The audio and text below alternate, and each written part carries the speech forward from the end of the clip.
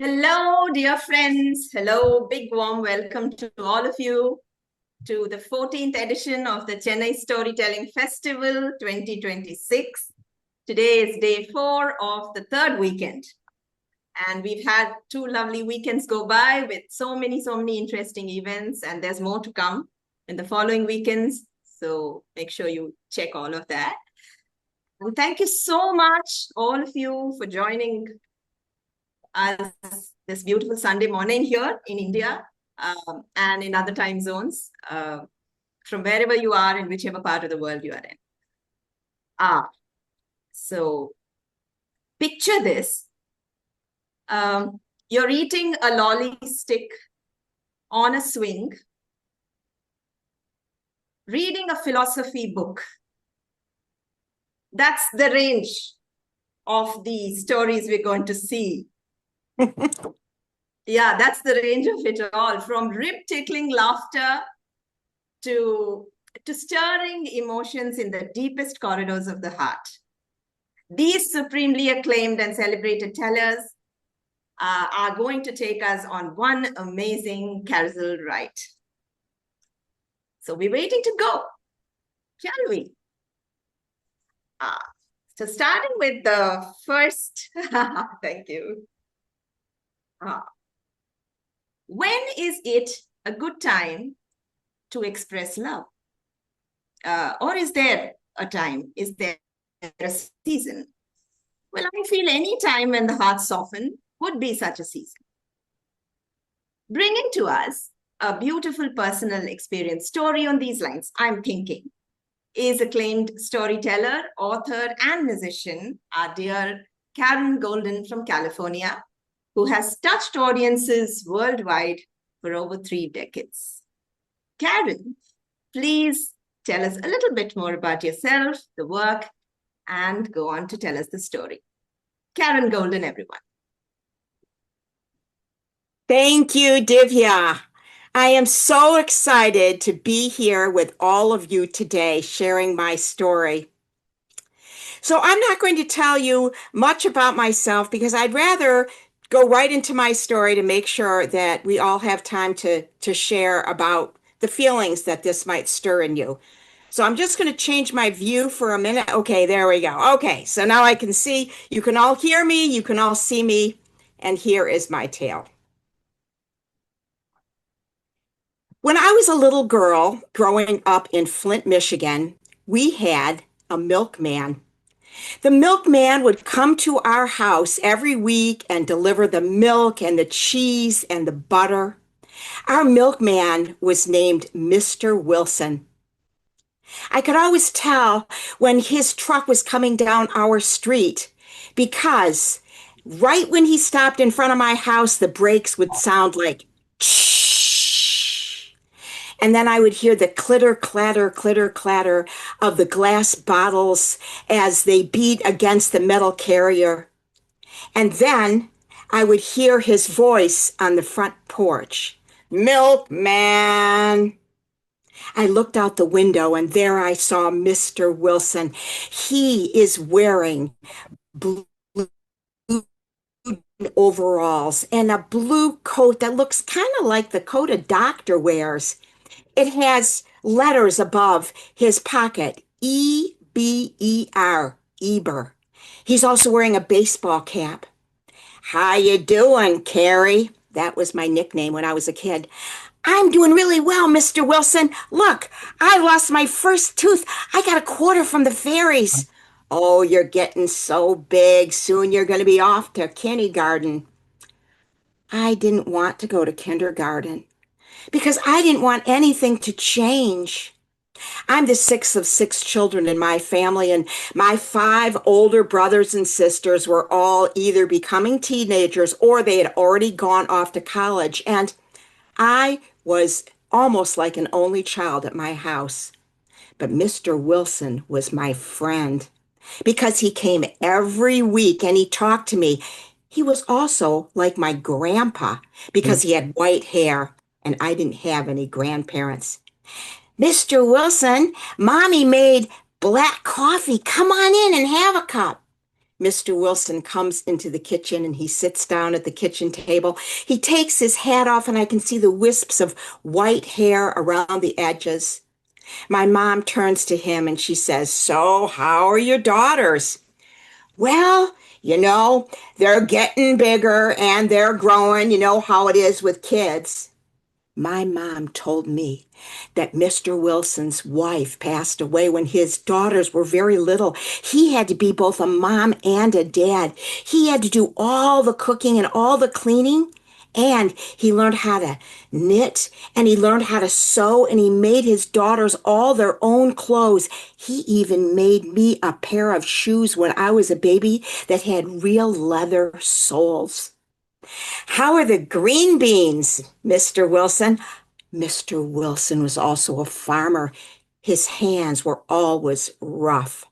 "Well, the beans are doing good as long as the bugs don't get them. You know how it is with bugs and beans. It's soon going to be the bean season."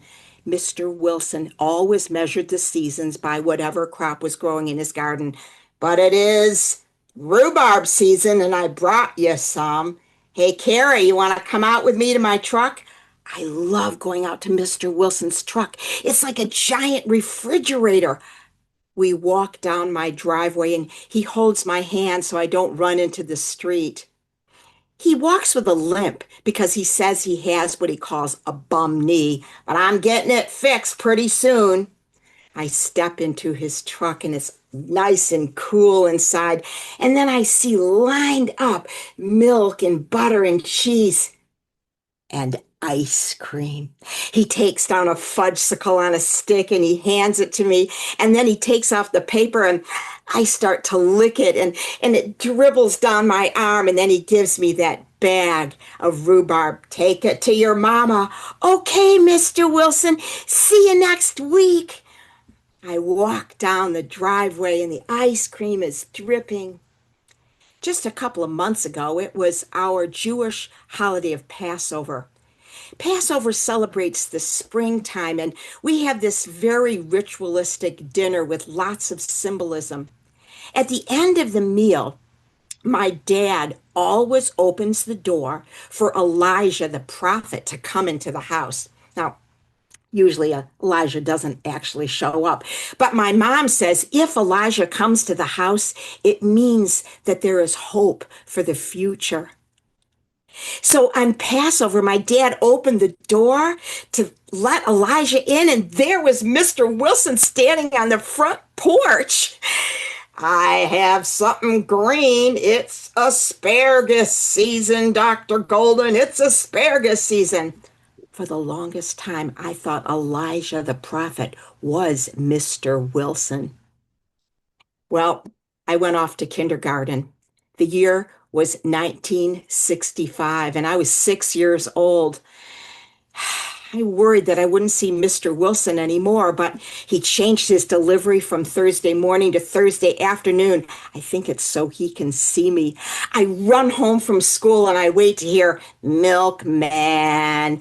And then I go and I open the door and there he is standing on the porch. "How you doing, Miss Carrie Coo? How's it going? Some new friends at school? How are your imaginary friends?" "Oh, everything is great, Mr. Wilson. Come on in. We have coffee waiting for you." He sits down at the table and we have conversation, and then he leaves. For a few weeks, he doesn't come because he got his bum knee fixed. And I missed him terribly, but finally he came back and we could talk about the cucumber season and the tomato season, and everything was going along so great until he came to our front porch and he said, "Milkman." And I let him into the house, and then he said, "I got some good news and I got some bad news." My mom said, "Maybe you should tell us the bad news first." Well, the bad news is that Seal Test Dairy that I deliver for, they're discontinuing delivery service. You're going to have to buy your milk and butter and cheese from the grocery store. I didn't even know they sold those kind of things at a grocery store. "So what's the good news?" "Well, the good news is I'm going to take on a Mrs. Wilson. I'm getting married." I didn't know old people could get married. My mom is so excited. She says, when? Well, that's the problem. You see, Mrs. Wilson, well, the future Mrs. Wilson, she doesn't want to leave her house, and I don't want to leave my land. You see, my land belonged to my pa, whose name was Eber, and my grandpa, whose name was Eber. See these rough hands? These are the hands of a farmer that measures the seasons by the crops. I can't get go away from my land. Soon as we can figure this out, we'll become a Mr. and Mrs. But for now, I'll just see her at church and go out for supper. The seasons went on, and we had to buy our milk and cheese and butter at the grocery store, and I have to say it just didn't really taste the same. But then in 1966, when I was 7 years old, we got this card in the mail. It was an invitation to Mr. and Mrs. Wilson's wedding. I put on my fancy dress, and my mom and I drove to the church on Sunday morning. Everyone was dressed fancy. And then we saw Mr. Wilson walk down the aisle. He was wearing a suit and tie. I'd never seen him wear a suit and tie. And Mrs. Wilson was wearing this beautiful yellow dress, and her hair was so white and shiny. And at the end of the ceremony, they hugged each other and they kissed. And I thought, old people can get married, and it is a beautiful thing. And then Mr. Wilson said to all the crowds gathered, "You're probably wondering how we figured this thing out with her house and my land. Well, I'll tell you, this coming Monday, we're tearing down my house. It's just an old shack anyway. And on Friday, we're cutting her house in two, and we're putting each half on a big flatbed truck, and we're moving her house to my land. And here is a map. I want you all to meet us on Friday and watch the procession of the house going down the street." Can you imagine a house on top of a truck? We went to that spot where all the guests from the wedding were waiting for the house to come down the street. I've never seen anything like it, and I've never seen anything like it since. Everyone was cheering the house as it went by like a grand parade. And after they moved the house onto the foundation, well, they moved all of Mrs. Wilson's stuff to the house, and then they invited us over. I had never been to Mr. Wilson's house, and now I was at Mr. and Mrs. Wilson's house. And well, the house was filled with so many colorful things like teacups and saucers and embroidery and knitting and quilts. Quilts, many quilts. There were quilts on the chairs and quilts on the sofa. And in front of the picture window, there were two matching rocking chairs. And Mr. and Mrs. Wilson sat on those chairs, rocking back and forth. They were knitting, they were sewing, they were smiling, both white-haired and wise. Many seasons came and went, and I loved going to the Wilsons and talking to Mr. Wilson about the cucumber season and the tomato season and the asparagus season. Seasons came and seasons went. And then in 1974, when I was 15 years old, we got a phone call that Mrs. Wilson had passed away. My mom and I drove to the property. You know, it seemed like just yesterday when they had their wedding, but I think time had gone by because now I stood taller than my mom. When we went inside the house, our eyes were met with the same colorful teacups and saucers and the splash of color on the embroidery and on all the quilts. Only now, only Mr. Wilson sat in one of those rocking chairs, rocking back and forth. We went over and we gave him a hug. And he said, "I met Mrs. Wilson in the season of the crocuses, and she left me just at the end of the corn season. She gave me a season of love." We smiled at Mr. Wilson, and he said, "It'll be okay. Seasons come and seasons go. There'll be another good season, I just know it." And then he took us into the back room and he showed us this huge stack of quilts that he had sewn himself. Each quilt had a heart in the center. Half the heart was made from the fabric of his suit on their wedding day, and half the heart was made from the dress from their wedding day. Half was yellow and half was blue, and surrounding that heart were swatches of fabric of her favorite dresses. And he made a quilt for his daughters and his granddaughters and her children and grandchildren. A memory, a memory of my Mrs. Wilson. You know, it's funny, I never knew her first name other than Mrs. Wilson. And seasons came and seasons went, and I grew up even more. And I went away to college. And Mr. Wilson began reupholstering furniture, and he reupholstered my grandparents' sofa as a wedding gift for my sister when she got married. And the corn season came and the bean season. And in 1989, when I was 30 years old, Mr. Wilson passed away. My mom asked his daughter if I could have a memento from his house, and she sent me this beautiful letter E that he had embroidered. I like to think the E stands for Eber, or maybe it stands for my mother's name that was Evelyn, or maybe it stands for Elijah. Mr. Wilson taught me so much about life, about love, about loss, and about the seasons and how they come and how they go. Now, if you ever happen to be in Flint, Michigan, and perhaps someday you will go to Flint, Michigan, and you come to the corner of Corunna Road and Eberly Street. That's right, Eberly Street. And you make a right and you go to the end of the block, you'll see a house. And if that house could talk, that house would tell you about how it was moved so many years ago. It would tell you why it looks different from all the other houses on that street.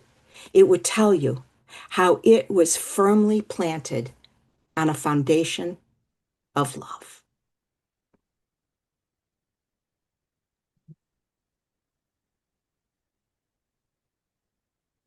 Wow.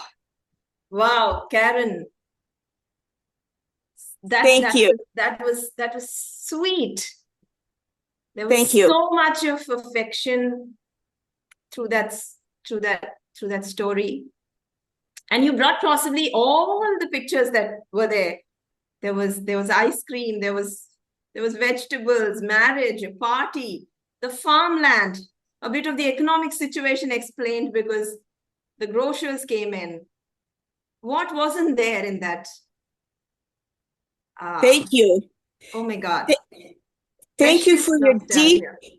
thank you for your deep and sensitive listening. I really appreciate it.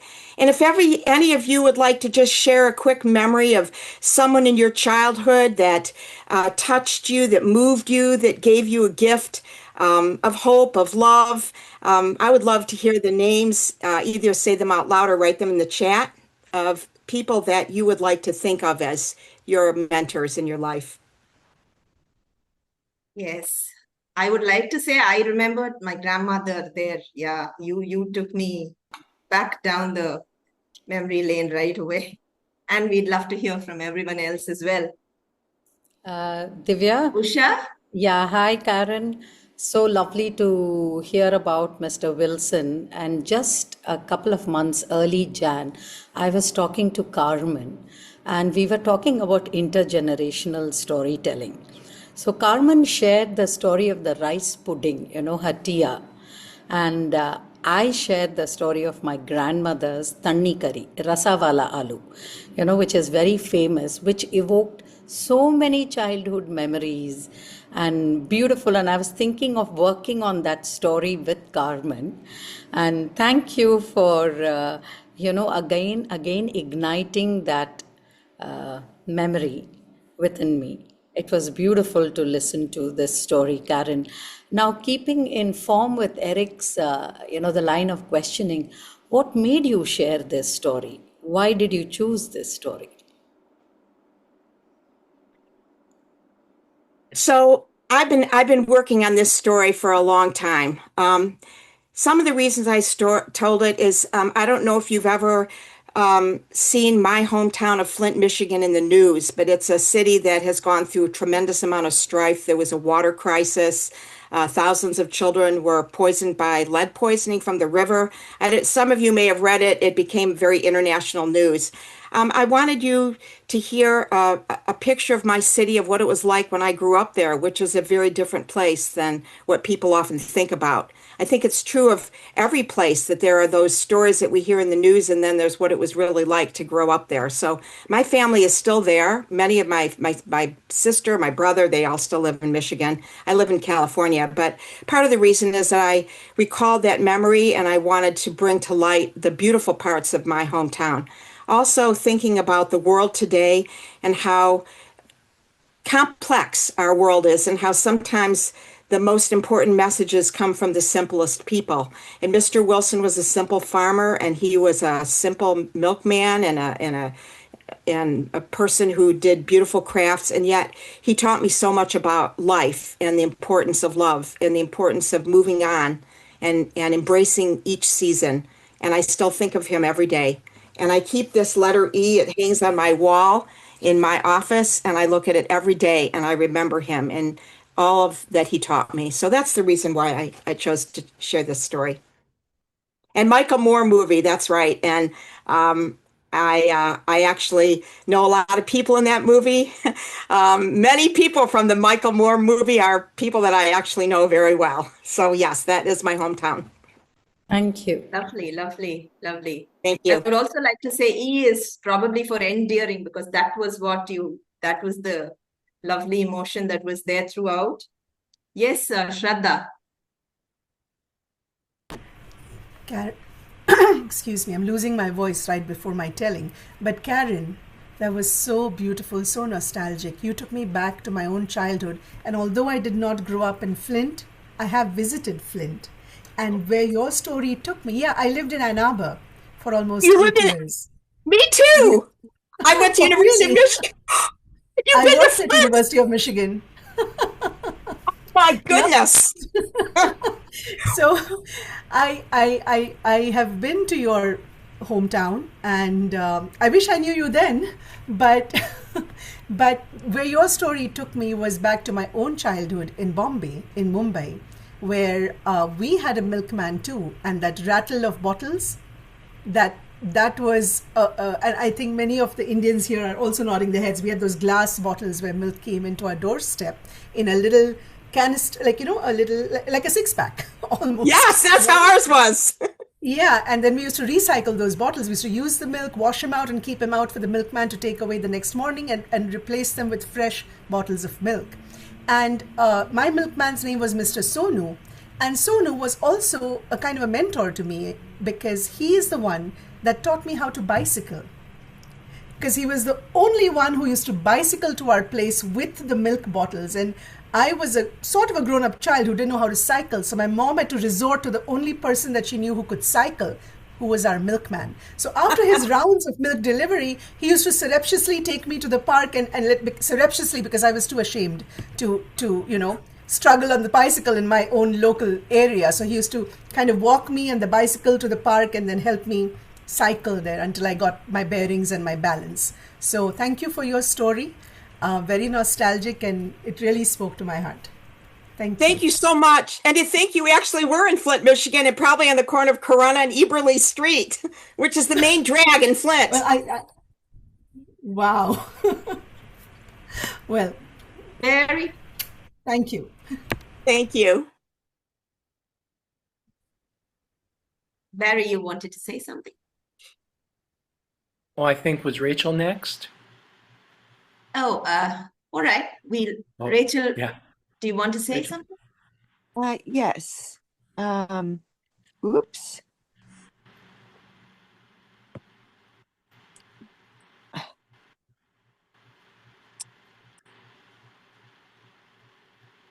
Well, I'll tell you what, I'll I jump think in she's while Rachel's breaking up. getting herself organized. Okay. And I'll jump in to say, Karen, I love the story. It's beautiful, and it's just such a wonderful example of how The story whole meeting. can But be. anyway, I'll let Rachel go. Nope. How story can be based in character and setting.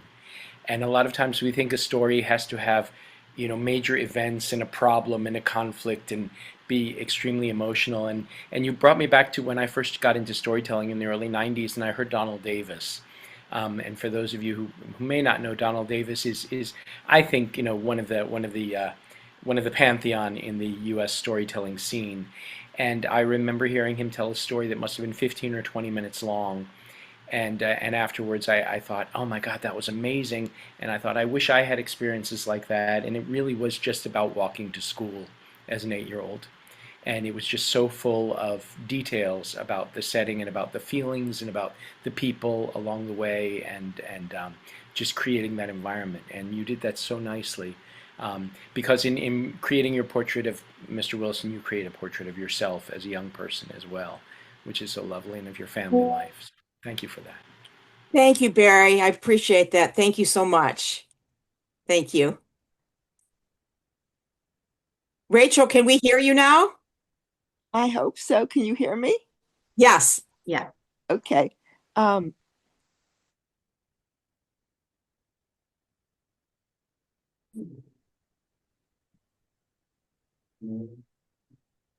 Rachel, The milk bar. Her connection is frozen. And the Yeah. times. I would have never dreamt.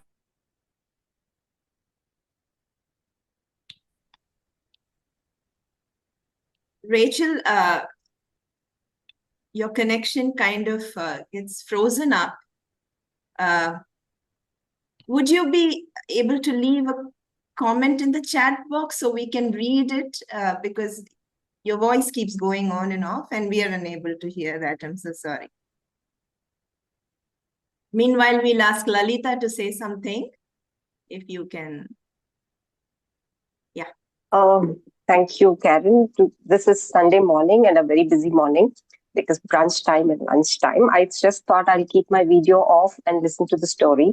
But when you began the story, I felt the world is so small. It was like my childhood. It was not a story from Michigan. It was a story from Hyderabad. And then I just stopped everything. I came, sat down, and I switched on my video and started listening to you.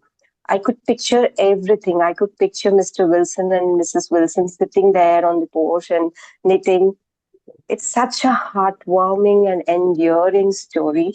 And I don't know, I don't want to talk about the generational gap or whatever it is, but I feel my children miss out on so much. There's those people coming to our house to deliver letters or to deliver milk, and the relationship we had with them, it's no longer there. And I think that's something very, very sad, because those were the beautiful stories that shaped our life. Those people, even though now we don't meet them, you reminded me about my postman, milkman, and all those people who made our life easy. Such a beautiful start for the day. Thank you Thank so you. much. Thank you so much. Your words mean so much to me. I appreciate it. Thank you. Thank you. So we'll take Vasugi ma'am and Viveka and then move to the next teller. Vasugi ma'am. Mr. Wilson, the story that we heard just now brought back memories of a very typically Indian milkman that came to our house every day. He drove the cow and he led it with a long rope, and the cow just ambled behind him at the edge of traffic on the main road and turned into our compound. And my mother-in-law always waited with a big stainless steel container because she did not trust him not to mix water with the milk. And he was called Elumalai, and she would give the container to him, and he would milk the cow right in front of us. and give us the container of milk. And while it was happening, my mother-in-law stood there and had chats with him about his family, his grandchildren, giving him advice on and off about how to look after the little calf. And after the whole process was over, the milkman just pulled out the string, the long rope, and led the cow away to the next house where he will do the same thing and give milk to the next person. So this is something I wanted to share. It is a very typical scene in most places in India at that time, about maybe 40 years ago. That is amazing. I mean, that is really fresh milk. Wow. I've never heard of anything like that. That's incredible. Thank you. Beautiful, ma'am. Vasugi, ma'am. Can imagine that person coming and then the cow being tethered and all that. Wow, lovely.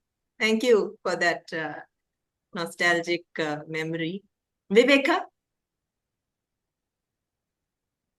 You know what? I know Karen personally, and I know there's a time crunch, so I'll talk with her offline. Thank you. All right. So once again, thank you so much, Karen, for taking us down that memory lane. Precious memories there. I can almost Thank see you. the rhubarb ice cream trickling down the elbow like that. Thank you so much. Thank you. All right. So we move on to the next teller now. She is a wonderful teller, a proficient hand, and of course, a very genial, very good-natured person.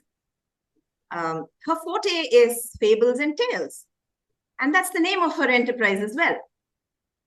Very happy to be presenting my teammate and a dear friend, Banu, who's going to regale us with her story, taking us all the way to Japan. And what are we supposed to do? I'll tell you. We will be advised to sit back. We will be advised to listen to the story. We will be advised to enjoy it. So bringing to us, we will be advised, is Banu. Banu, tell us a little bit more about yourself and tell us the story. Take it away, Banu.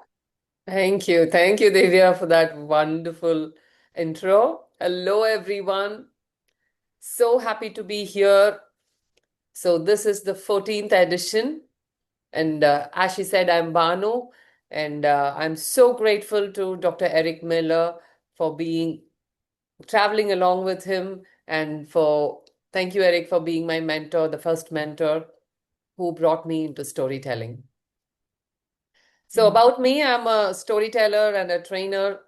I tell stories and train people in all ages and share stories to all occasions, in all occasions. So without much further ado, I'll get into the story right away from Michigan to Japan. Come on, everybody, let's go. So this is a beautiful kingdom.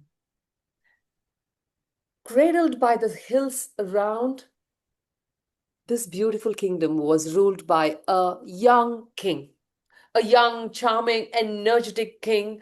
The people were so happy and delighted to live in there. Until one day, for some reason, the king thought, why are the old people here? Why are they even using our resources? He thought the old people, the elderly people who cannot do anything physically, the physical work either at the farm or in the trade. So he doesn't want them. So he ordered all the elderly people should be left up in the mountains. What? All the people weren't able to take it up. They felt so very shaken. How can we even leave our elderly people, our parents up on the hill? The ones who would fail to follow my orders shall be punished severely, was the order again.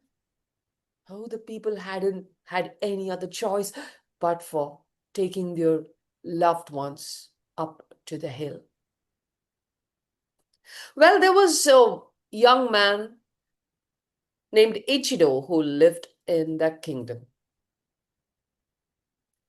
He had an old mother.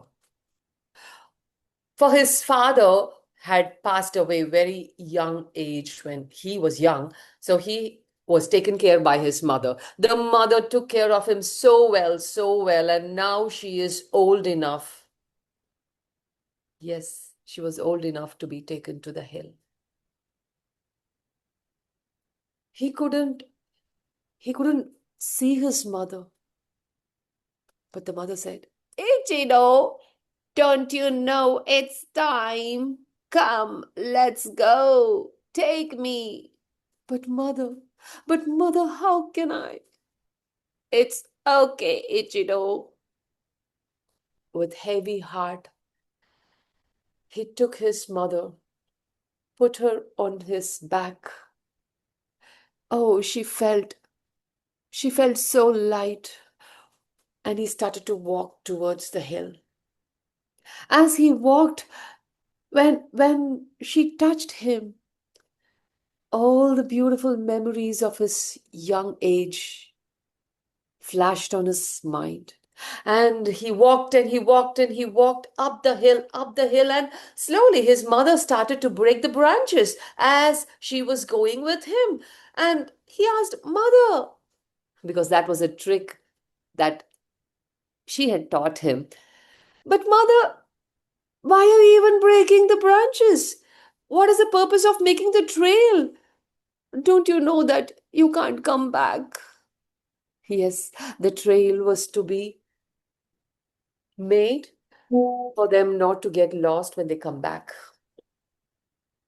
But the mother said, Ichido, this is not for me. I know I can't come back. This is for you, darling.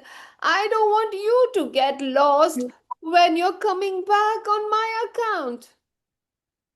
Ichido froze. Ichido stopped. Tears rolled by. He just stood. He turned, he wiped his tears and started to move down. Ichido, what are you doing? What are you doing, Ichido? His mother called. No, mother. I cannot, and I am not going to let you up in the hill. Let's go home. He walked back, and it was pitch dark in the night by the time they reached. He soon went into his house, and he was good with his hands, so he made a space, a cozy place for his mother to stay safe. He placed her there, and every night he would bring her food, water, and the wonderful stories that happened around in the kingdom, and he would tell. He would speak, he would listen to her, and they spent a joyful time together. Until one day, there was a messenger. A messenger from a neighboring kingdom walked in with a big log and entered the king's court and said, Your Majesty, I'm from the neighboring kingdom, and I have a puzzle for you. Tell me which of this log's part is the bottom and which is the upper part. If not, if you fail, we will attack you. Oh dear, oh dear. The king was startled.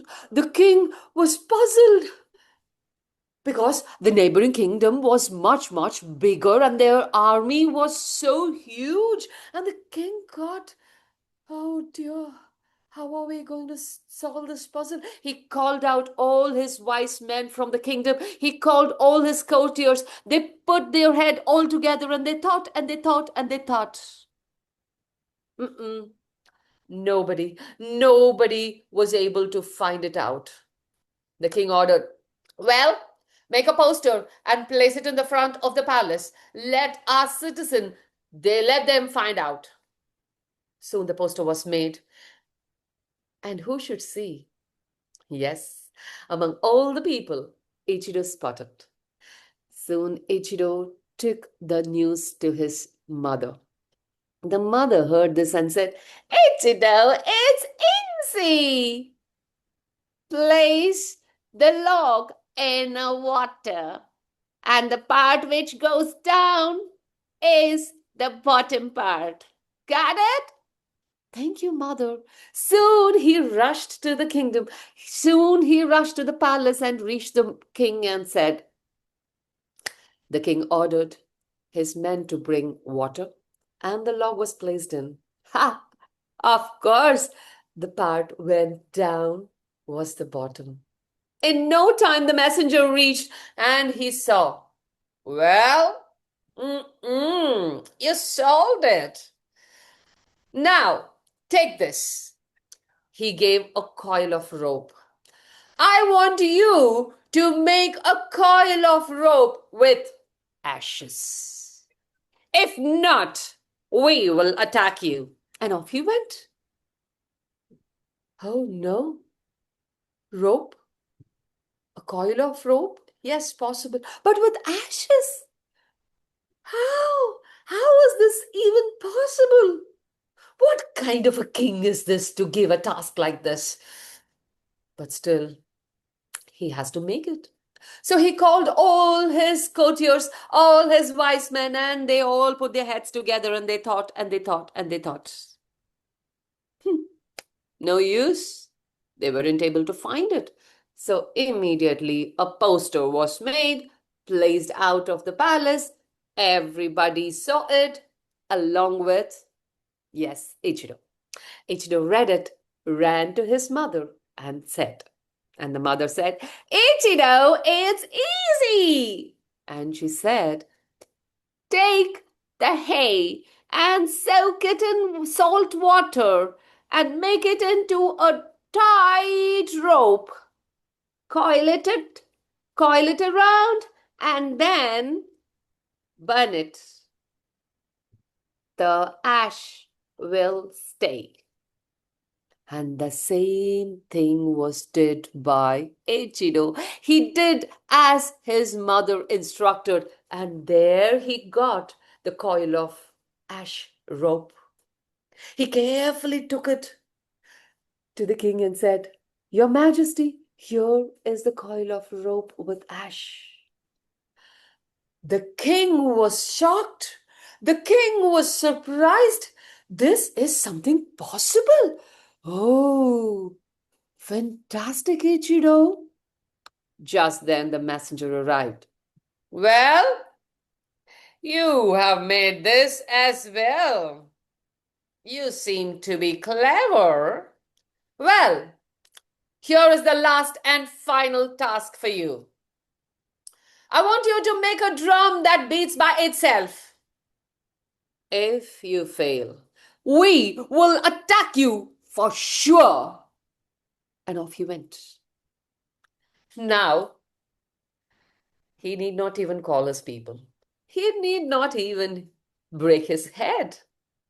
He called Ichido, and there he came, shared the task, and off he went to his mother.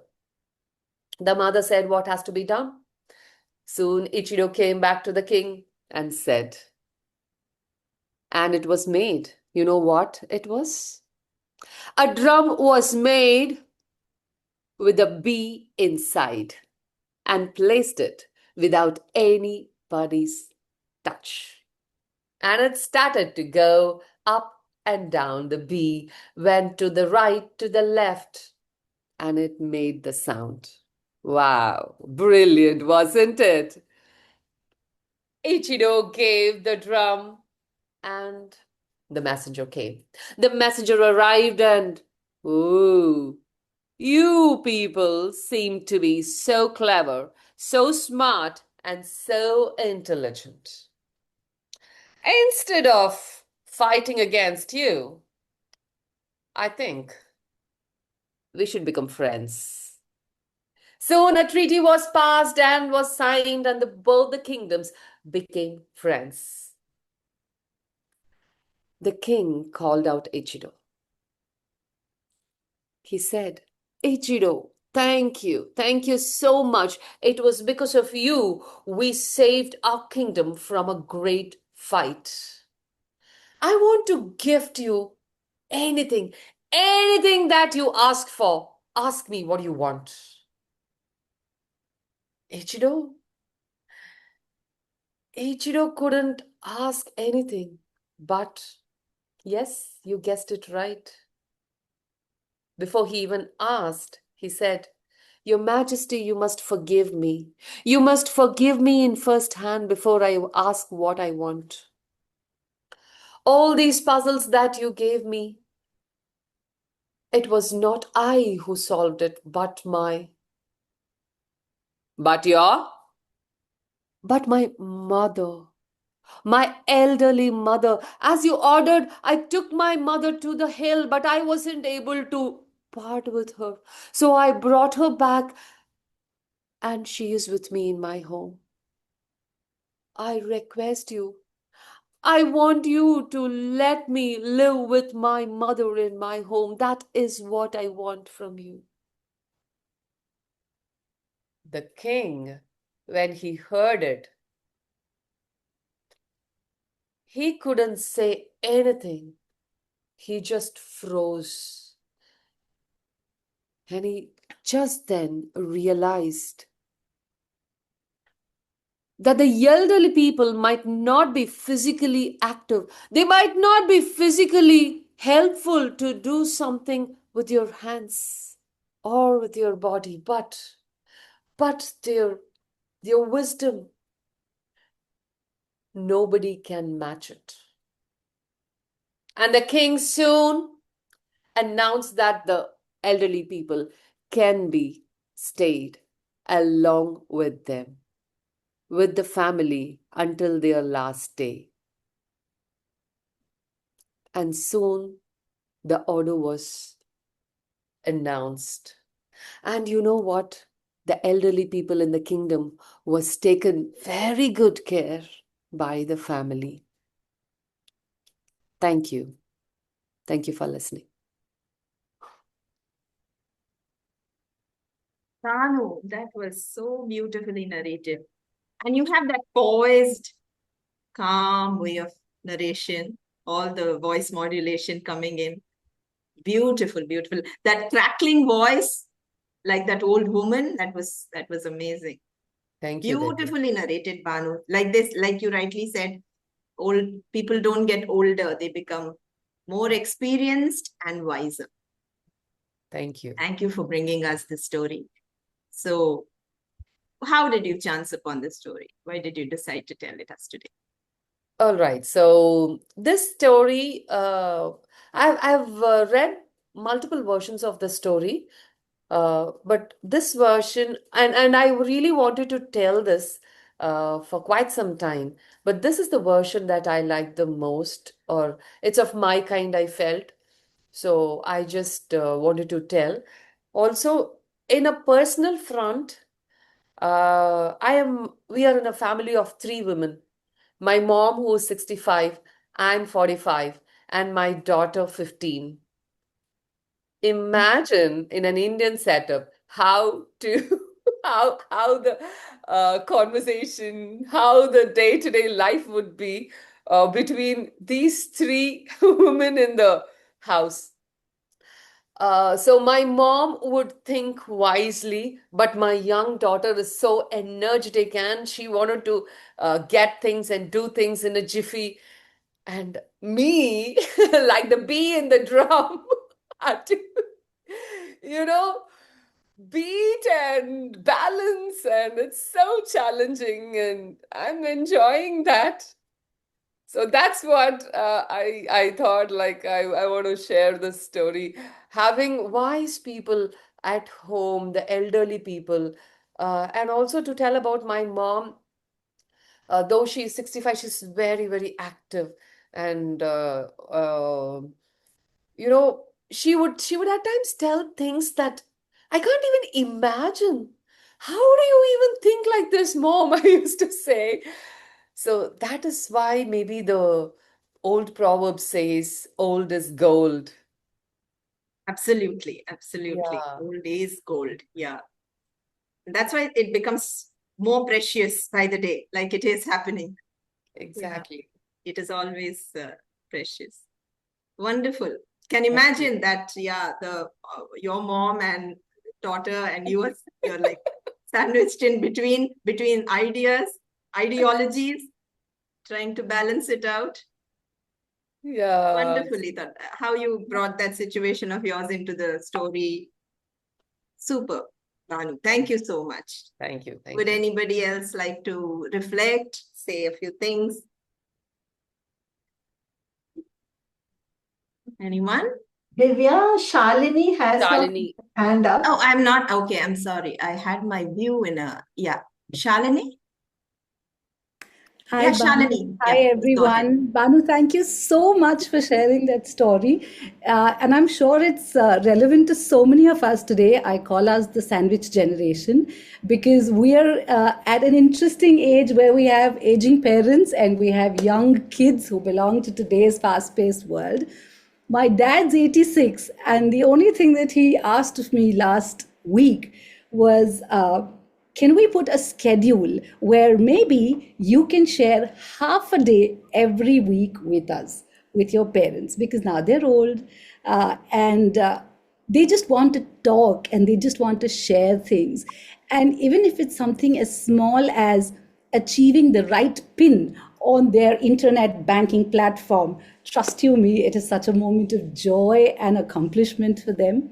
So we've gotten into this schedule where now we are going to be spending time with them, hoping to absorb all their wisdom. But it just was such a reflection of what most of us, at least I am going through. So thank you so much for your beautiful share. It's also given me a reason to probably go catch up with them today at some point in time again you. and just share some love with them. Thank you, Banu. Thank you so much. And Ready, having Shalini. said about this pin thingy, you know what my mom is doing for the past 1 week? I'm just teaching her, or she's learning how to transfer money through GPay, Google Pay. There you go. There you go. Okay. So every single day for the past 1 week, she's been sending me 100 rupees. Yeah. Okay, Oh, she is learning. I taught her once over phone. We had a situation where she had to make an online payment. So she was in the speaker, and I was also with my phone with the speaker view and Google Pay step by step. I was telling her, and she was carefully going through, and she just not want to forget it. So once in a while, if she does, she forgets, and it's common for me as well. Yeah. So she is been sending 100 rupees every single day. And last evening when I came, she said, "See how I have learned." oh, so There you go. sweet. Thank you. Thank So you. sweet, Banu. Oh, that's so endearing, no? Yeah, Getting 100 rupees is not the point. Yeah. that's true.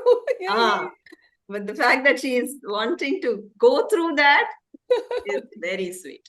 Super. yeah. Well, Exactly. Oh, hi, hey Banu, that was a lovely, lovely story, and I just find it really fascinating because it seems to bring together two motifs that I've seen before, but not together. The motif of a ruler who poses riddles to a people, and they have to answer the riddles, but also that motif of dispensing with the aged. And I've never seen it put together. Put together. I mean, I've never seen it paired like that. And especially from Japanese culture, which I find very interesting because I always think of that as a culture that venerates the elderly. But that's this is perhaps why. So thank you very much. It was a lovely telling as well. Thank you, Barry. Thank you. Karen. yes, Karen. Karen. Thank you So very I want to thank you. I want to thank you for your beautiful telling of that story. And I wrote in the chat, and I just wanted to say, I'm actually older than your mom, but I think of myself as really young. So age is just a number. True. It's just a number, okay? True. The other thing is that many years ago, I saw a Japanese movie called Narayama, and it is a movie about the practice of people exactly what you were talking about. The first half of your story, the practice of taking your elders to the mountain. I have never, ever forgotten that movie. It was very powerful, rather difficult to watch, somewhat difficult story, but it is a movie about that. And I saw it in the early 80s. I've never forgotten it. So the subject matter is so strong. And like Barry said, I loved how you put together both of these stories, respect for elders and the way elders were once treated in old times in Japan. And yes, and I'm young and still young. Thank you. Yes, you are. You're so energetic. Absolutely. Karen, Neha wants to know what the name of the movie is. Could you just put that in the chat box for her, please? Yes. Yes, I too thought of asking. Okay. Lovely, lovely. Anyone else? Rachel. Yes, Rachel. I Yes. hope my Go ahead. internet I hope my iPad won't freeze. When my mother was 93, I wished her happy birthday. And she said, I'm not 93. I'm only 90. I'm a spring chicken.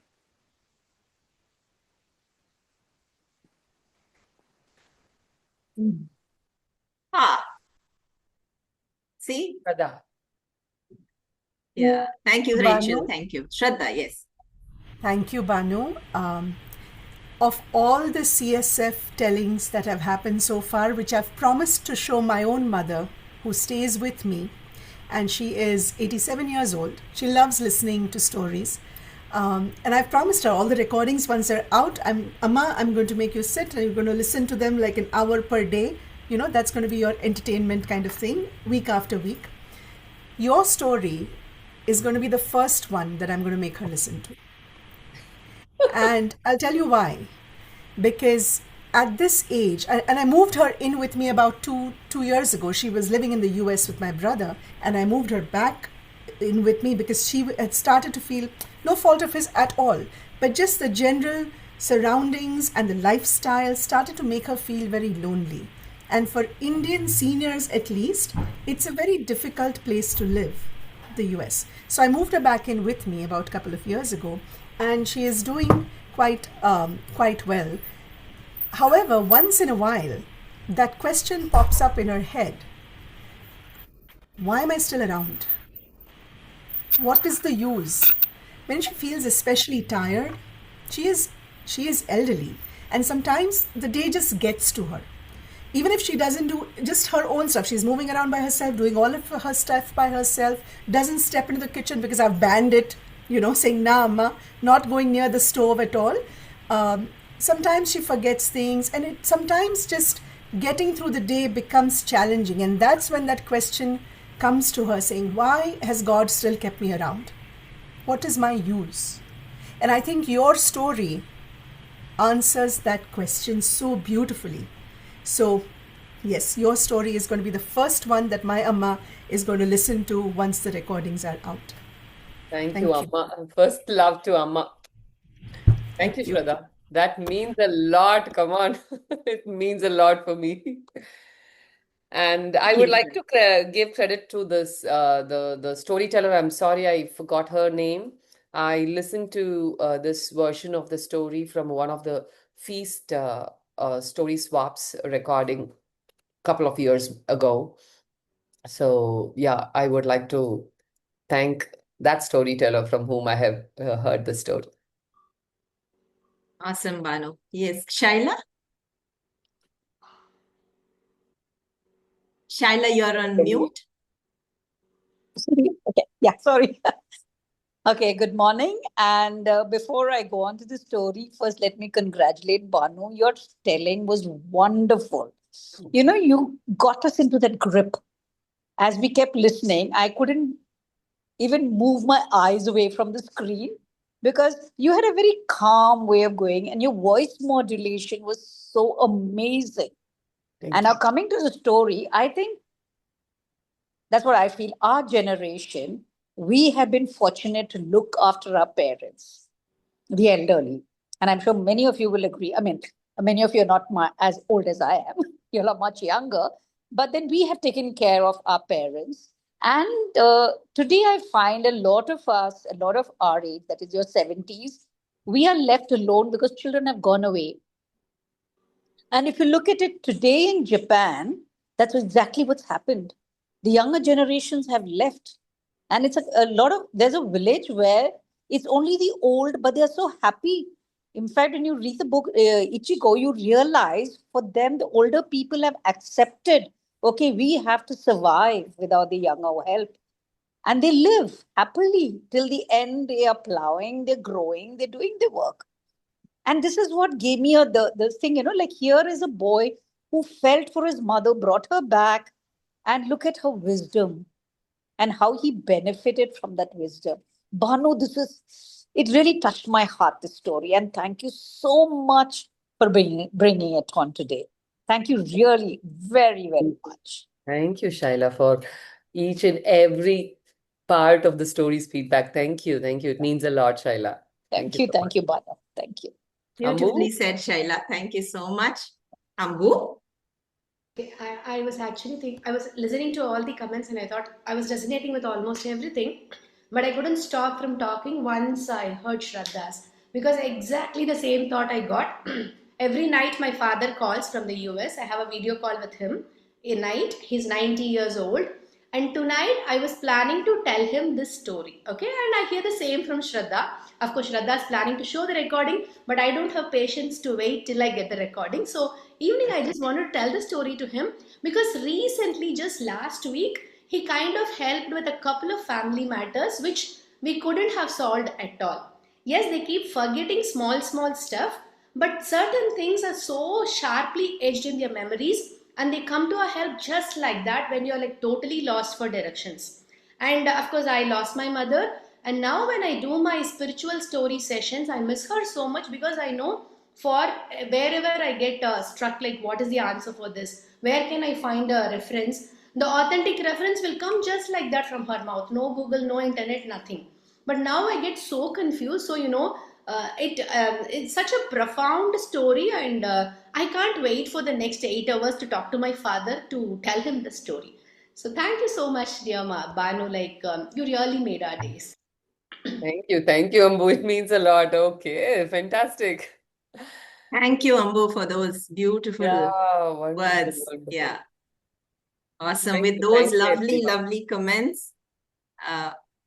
Banu, are you saying something? I'm sorry. No, thank you. Thank you for each and every one of you for listening and your feedback and writing in the chat. It means a lot. And yes, we love our parents and we know how much they are for us. Thank you. Awesome. Awesome. With that, we go on to the next story, the next storyteller. This scientist by training turned a word artist, like she calls herself, when she started spreading the joy of stories to children and adults. Well, I would say she's still a scientist. Only the molecules she's using are probably book chloride and story sulfate. Co-founder of the Kathashtakam Global, and having been featured in multiple festivals, she is a delight to listen to. Very happy to welcome Shraddha Nigavekar, who brings to us a creepy, crawly story. But trust me, you will not be saying chicks. You will only end up saying ow. Over to you, Shraddha. Tell us a little bit about yourself and tell us the story. Shraddha. Thank you, Divya, and thank you as always to the Chennai Story Festival and the entire team, Eric and all, I wouldn't say minions, but all his support pillars who are running this festival in such a beautiful, well-organized, flawless manner. So a big round of applause for the CSF team. Thank you. You've already spoken about me, Divya. I don't think there is much more to add, just that I love telling stories, I love listening to stories, and it's been a love since my childhood, since my father used to tell me bedtime stories that he used to spin out of his imagination. So I'm just happy to be advancing a little bit of his craft. And with that, let me launch into my story. So the name of my story is 50 Shades of Silver. Ever since I was a little girl, I have been blessed with thick, luscious hair, luscious black hair, as you can see.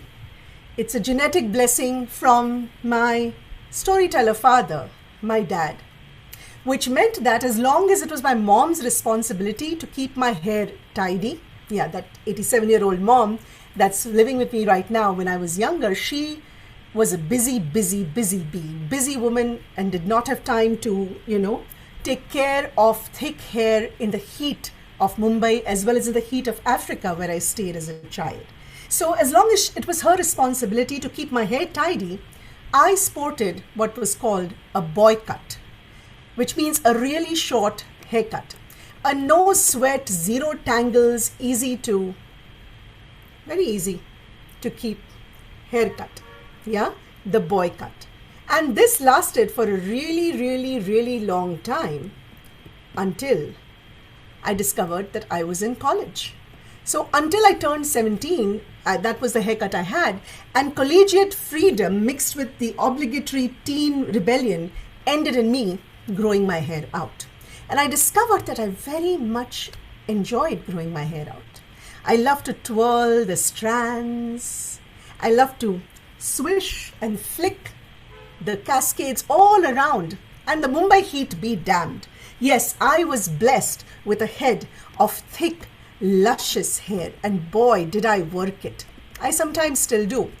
But that strong, beautiful hair growth wasn't limited to just my scalp, to just my head. You see, I was genetically blessed with thick, luscious black growth all over my arms, all over my arms, all over my legs. And honestly, I didn't really think twice about it until one day when I was abruptly, rudely, bluntly awakened to my excessive body hair. Martina Josefina Catalina Cucaracha also was blessed with hair, lots of it, and spread all over her body also. A genetic blessing from her dad, just like me. But Martina Josefina Catalina Cucaracha's hair was special. Unlike my thick black hair, hers was fine, pale to the point of being almost translucent, and it was densest in places where it mattered the most for her survival. You see, Martina Josefina Catalina Cucaracha was a cockroach. A green Cuban cockroach. That's right. And her hair, unlike mine, had natural intelligence, a built-in sense, if you would. It could detect even minuscule changes in air currents and vibrations. And that was critical for survival, because no predator could possibly creep up on this girl, even from behind. Martina's early detection hair system would just feel the changed air vibration and she would know. And Martina, as soon as she knew that danger was afoot, she would sound the alarm and her entire family would helter-skelter to dark, safe places.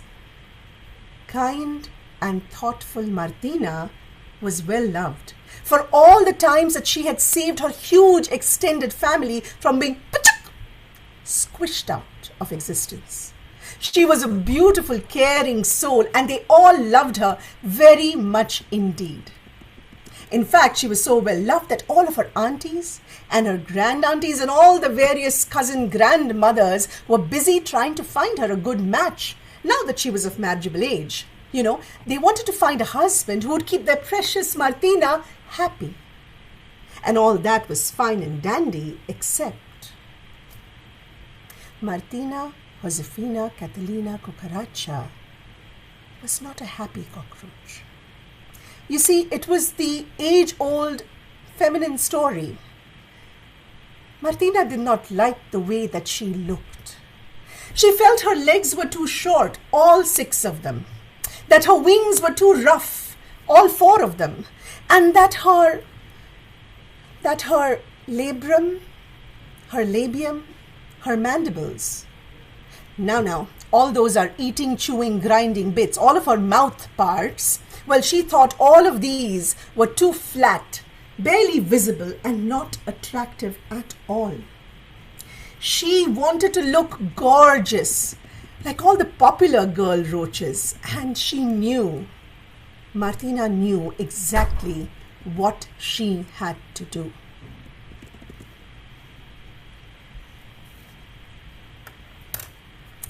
I grew up in Mumbai, previously known as Bombay, in a middle-class household in the 70s and the 80s. And this meant that expenditures on self were minimal. Neither time nor money was wasted on any unnecessary self-grooming rituals. Salons were meant only for regular haircuts. And home care boiled down to washing my now long tresses twice a week and letting the Mumbai heat work its magic on drying things out. Honestly, I never really thought too much about what I looked like. I just enjoyed brushing my long hair. I enjoyed twirling it, swishing it, flicking it. And growing up with this prudent ethos also meant that most things at home were reused. Sometimes they took on a new role, a new shape, or even a new owner. But they were always usually reused, recycled, never just thrown in the trash after the first use. So I thought it was perfectly normal to find the Sunsilk brand of shampoo bottle. Some of us have used those and maybe some still do.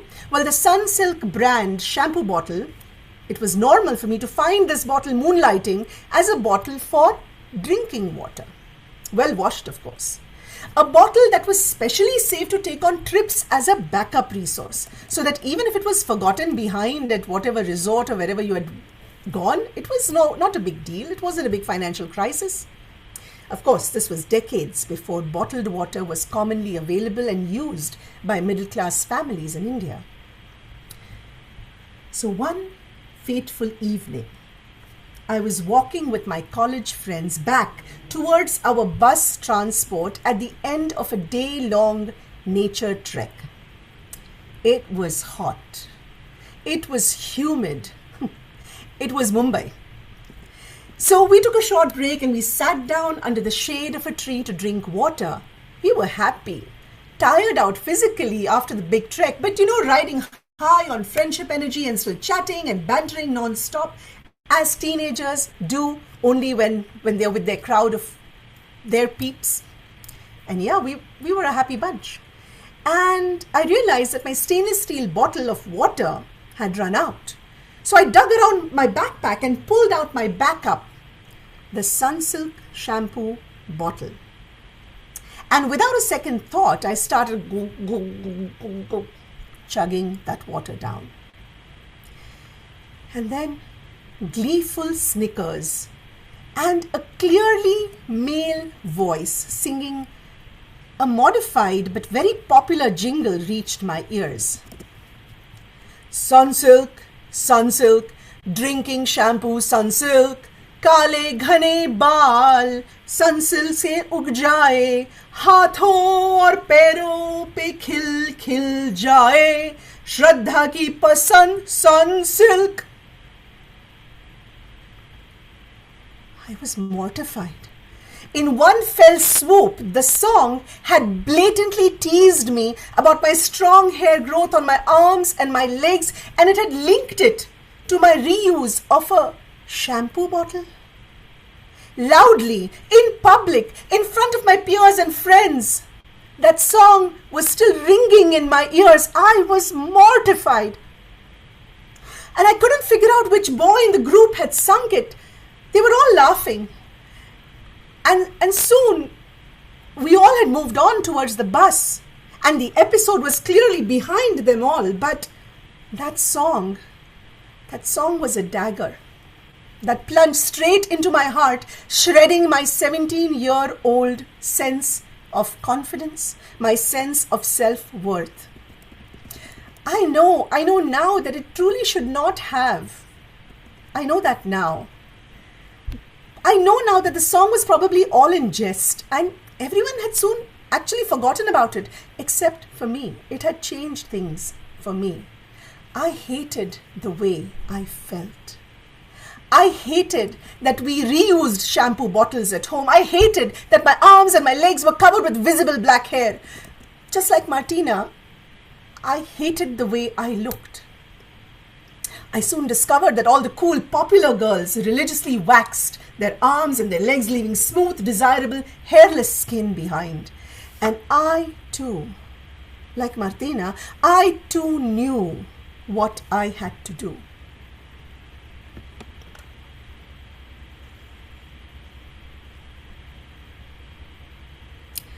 Martina Josefina Catalina Cucaracha, she walked out of the Roche salon, head held high, wings smoothened, glistening with fragrant cream and bright red lipstick enhancing all of her mouth parts, the labium, the labrum, the mandibles, all of them bright red. Oh, ooh la la, she looked a dream. And sure enough, as she clickety-clacked home, all 3 pairs of heels, click, clack, click, clack, click, clack. Every single compound eye turned towards her appreciatively. And before she knew it, there was a line of suitors asking for her hand in marriage. What with her hair warning system and her stunning looks, Martina was quite the catch. The aunties and the grand-aunties and the grandmothers were thrilled, and Martina, she was a happy, happy cockroach. But Martina, she was also a diligent cockroach. She always creamed her wings, and she always reddened her mouth parts, and she always wore her lovely new clickety-clacks. Every single time. Even her friends and her family were slowly forgetting what Martina looked like before. But the suitors, all those boys and men, they were all smitten, each promising her more than the other. And Martina had a problem of plenty. She had a tough time deciding whom to pick. Picking a good one, that is, a good husband. And that's when her Ajji, her grandmother, gave her some crazy advice. You know, just like those elders in Japan, they have wonderful solutions to problems. Well, the Cuban grandmother too had a lovely solution. She said, Martina, you are a beautiful cockroach. Finding husbands to choose from will be super easy. Picking the right one? Super tough. Here's what you need to do. And Martina was shocked. What? Grandma? Ajji, you want me to pour hot coffee on whoever comes to meet me? But she soon came to understand the wisdom in her grandma's advice. So every time a suitor showed up, Martina became clumsy, and she found out exactly what that suitor's inner nature was like. Spill! Ah! Would you burn me, woman? Ay, ay, ay, ay, ay, ay, said another one. Are you crazy? The third one, can't you even serve a good cup of coffee? And so it happened that one by one the suitors were deemed unsuitable and sent packing. Until one day, Mr. Zural showed up. And Martina went through the whole coffee spill routine only to be met with, "Oh, Martina, are you okay? Did you trip? Here, let me help you pick the cup up. Oh, there are pieces on. Be careful with your legs, Martina. Oh, my dear." And Martina was incredulous at the kind words coming out of Mr. Zural's mouth. And she could feel a warm, fuzzy glow spreading all over her. From Mr. Zural, he became just Zuzu to her. Zuzu, are you not upset that I spilled coffee on you? No, I love you, Martina. And Mr. Zuzu, he pulled out a tiny ukulele from his coat and started to strum. Ya Martina, of family Kukaracha. Ya Martina, Majhi Hoshilka. Ya Martina, my love is sacha. Ya Martina, you're my muchacha. And she, Martina, said yes. And soon enough they were married. But did they live happily ever after?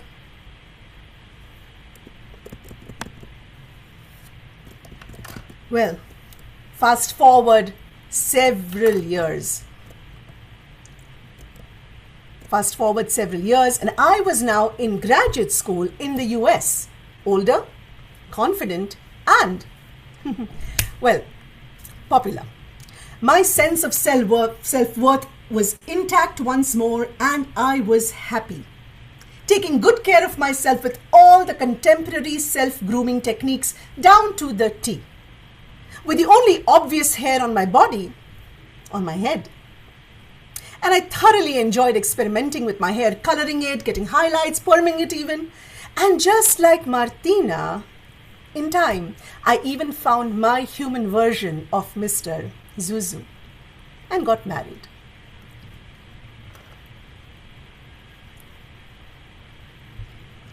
Yes, Martina Josefina Catalina Cucaracha and Mr. Zuzu were happily married. But Martina continued to be a diligent cockroach. You see, she ensured to wake up early every single day to smoothen her wings out with that cream and redden her mouth parts with that lovely red lipstick and don on her heels before Mr. Zuzu woke up and saw her every single day. She was keeping up appearances because that's the Martina that Mr. Zuzu had fallen in love with. And peace and love reigned in the Cucaracha and the Zuzu household until one day the unthinkable happened. The unthinkable. Martina, she overslept. And when she finally woke up, she saw Mr. Zural, standing by her bedside with her morning coffee cup. And he was just staring down at her. Staring down with both of his compound eyes wide open. Shocked. Oh no! Oh dear! I overslept. I don't have any makeup on. He's seen me without my makeup on. Martina panicked and she started scrambling for her covers to hide underneath them. Martina, wait. Oh, Martina, I thought you were beautiful inside out when we got married, but now. Yes, Zuzu? Martina asked haltingly. Zuzu let out a big sigh. Oh, Martina, I don't know what you have done to yourself, but you have never looked more stunning, dear. This morning, somehow you are glowing from inside out. And relief flooded Martina from the tip of her antenna down to the very last hair follicles on her hind legs. And right away, a fresh wave of love for her Zuzu swept her off her feet one more time as he went down on one knee and pulled out that ukulele and serenaded her. Ya Martina, of family Cucaracha, Ya Martina, so all natural cha. Yeah, Martina, you're my muchacha. Yeah, Martina, you're my muchacha. You're my muchacha. You're my muchacha. You're my muchacha. You're my muchacha. And yes, they did live happily ever after, with Martina choosing to be diligent about how she looked, only when she wanted to. Well, I had been happily married for 28 years as of last year. I'm still married, by the way. But 28 years as of last year, when I heard storyteller Nina Girish tell an adapted version of this Cuban folktale of Martina Josefina Catalina Cucaracha, written by Carmen Agradidi. And this story, it stuck with me. You know, the freedom that Martina must have felt when she went au natural, and for being accepted for who she was.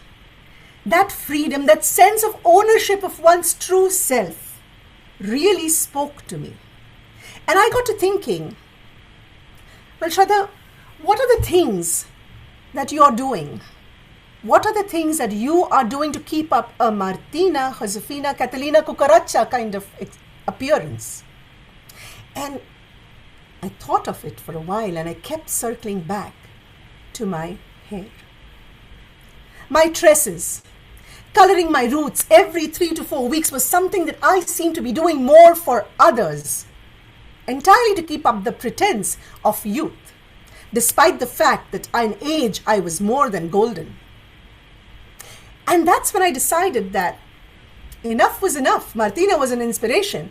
I would grow my hair out one more time, just like I had grown it out when I was in college. That independence in college came back to me, and I grew up one more time last year. I decided to grow out my gorgeous roots. And trust me, within about 6 weeks, I started receiving well-meaning advice from friends, from family, from neighbors. It makes you look so old. Why have you stopped coloring your hair? Such gorgeous hair. But you should really color it. It'll look even more fabulous. But you know, I persisted. I was diligent at listening to my own heart. But I didn't do it alone. I had support. When I asked my own human Zuzu, my husband of 28 years, he had just one thing to say. Shraddha, your body, your hair, your choice. You're gorgeous inside out. Yeah, my Zuzu. Yeah, my Zuzu. You're my muchacho. You're my muchacho. Yeah, my Zuzu. Yeah, my Zuzu. You're my muchacho. You're my muchacho. And I am loving it for sure. I love twirling them. I love swishing them. I love flicking them. All of my 50 shades of silver. Thank you. Wow, Shraddha, like I said, wow. Story is so wonderful at so many layers. Martina, Josefina, Catalina, Cucaracha. Thank you. With Shraddha. Driving home a very important point, that inside beauty is that matters. Yeah. It does. Yeah. And I think it also matters. I think just recently we had a story by Shilpa yesterday that talked about what do women want. And she ended up by saying what women really want in this world is sovereignty. And I think it's sovereignty on your choice, on how you wish to be, on yourself. And I think that I learned that last year, not that I was an underconfident kind of person, but now I feel freedom. So thank you for listening and gratitude for accepting my story. Amazing. How you intersperse that Marathi song with the Cuban thing of, it was beautiful confluence of cultures there. Lovely, So the lovely. name Zurar is Marathi for For cockroach. cockroach, yeah, Yes. amazing. Wonderful, Shraddha, wonderful. I can Thank imagine you. that swishing of hair and flicking and everything there. Lovely. Thank Yes, you. we'll open out to the audience, very eager to listen to everybody's comments. Lalita, I think you raised your hand. 1 second. Yes. And after that, Ambu can. Yeah. Hi, Um, Lalita. yeah, so many emotions. I don't know what to say, Shraddha. So I have to first, because I don't want to take too long. It's a beautiful tale. Like, I don't know, many may not agree also, but like many women, I don't like cockroaches. So when you started with that, I thought, Bapre, but the way you brought those two stories together was wonderful. And I don't know why today all the stories are taking us back to our childhood. That uh, not being sure of ourselves, not able to go to a parlor, and using those bottles, reusing the bottles. Everything takes us back to our childhood. So many memories coming back, and I know there are a lot of people who are waiting to talk. I just wanted to. It was a wonderful narration. It was, I mean, there are no words, no adjectives to tell how you told the story. But I only hope you did not do what Miss Martina did, dropping the coffee on the suitors. And you No, found your no, no, no. Zuzu without doing that. Yeah. No, no spilling of hot stuff anyway. Yeah. It was So wonderful, sweet of you, Shraddha. Lalita. Wonderful. Thank you. Yeah. Thank you. Thank you. Thank you, Lalita. Very sweetly said. Yeah. Ambu. Yeah, Shraddha, first of all, kudos to choosing such a. It's not easy to share such a courageous topic, and beautiful telling. I love your diction. I love your language. I love the flow as always, and the confidence with which you share.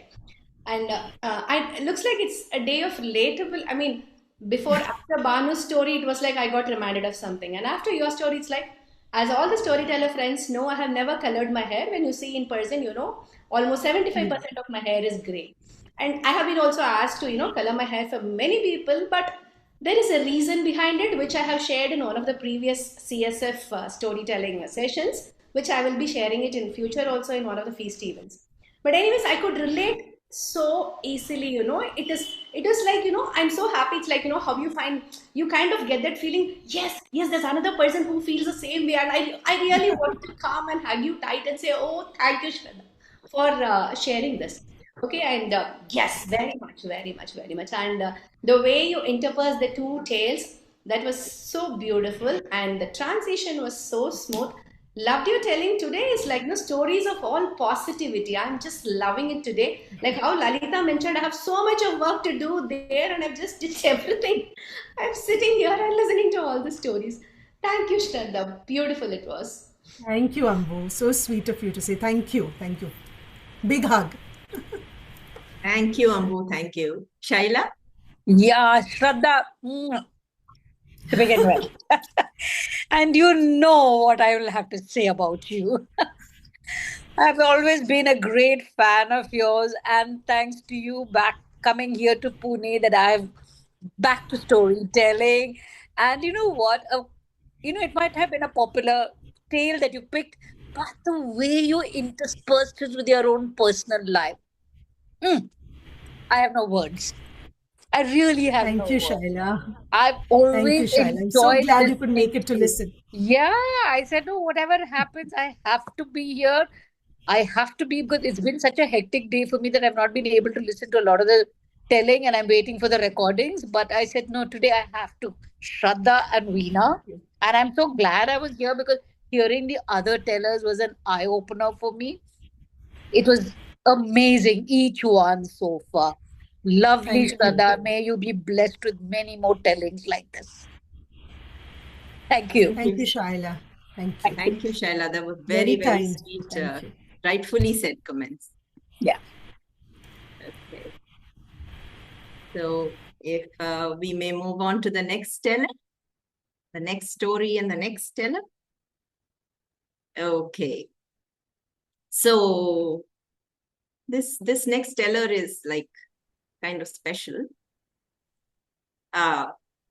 In every thriving circle, there is that one strong presence, dependable, nurturing, and always ready with encouragement, a solid pillar, a constant supporter, and the heart that nurtures the community. Together with Eric, she forms one of the foundational pillars upon which the Chennai Storytellers Group thrives.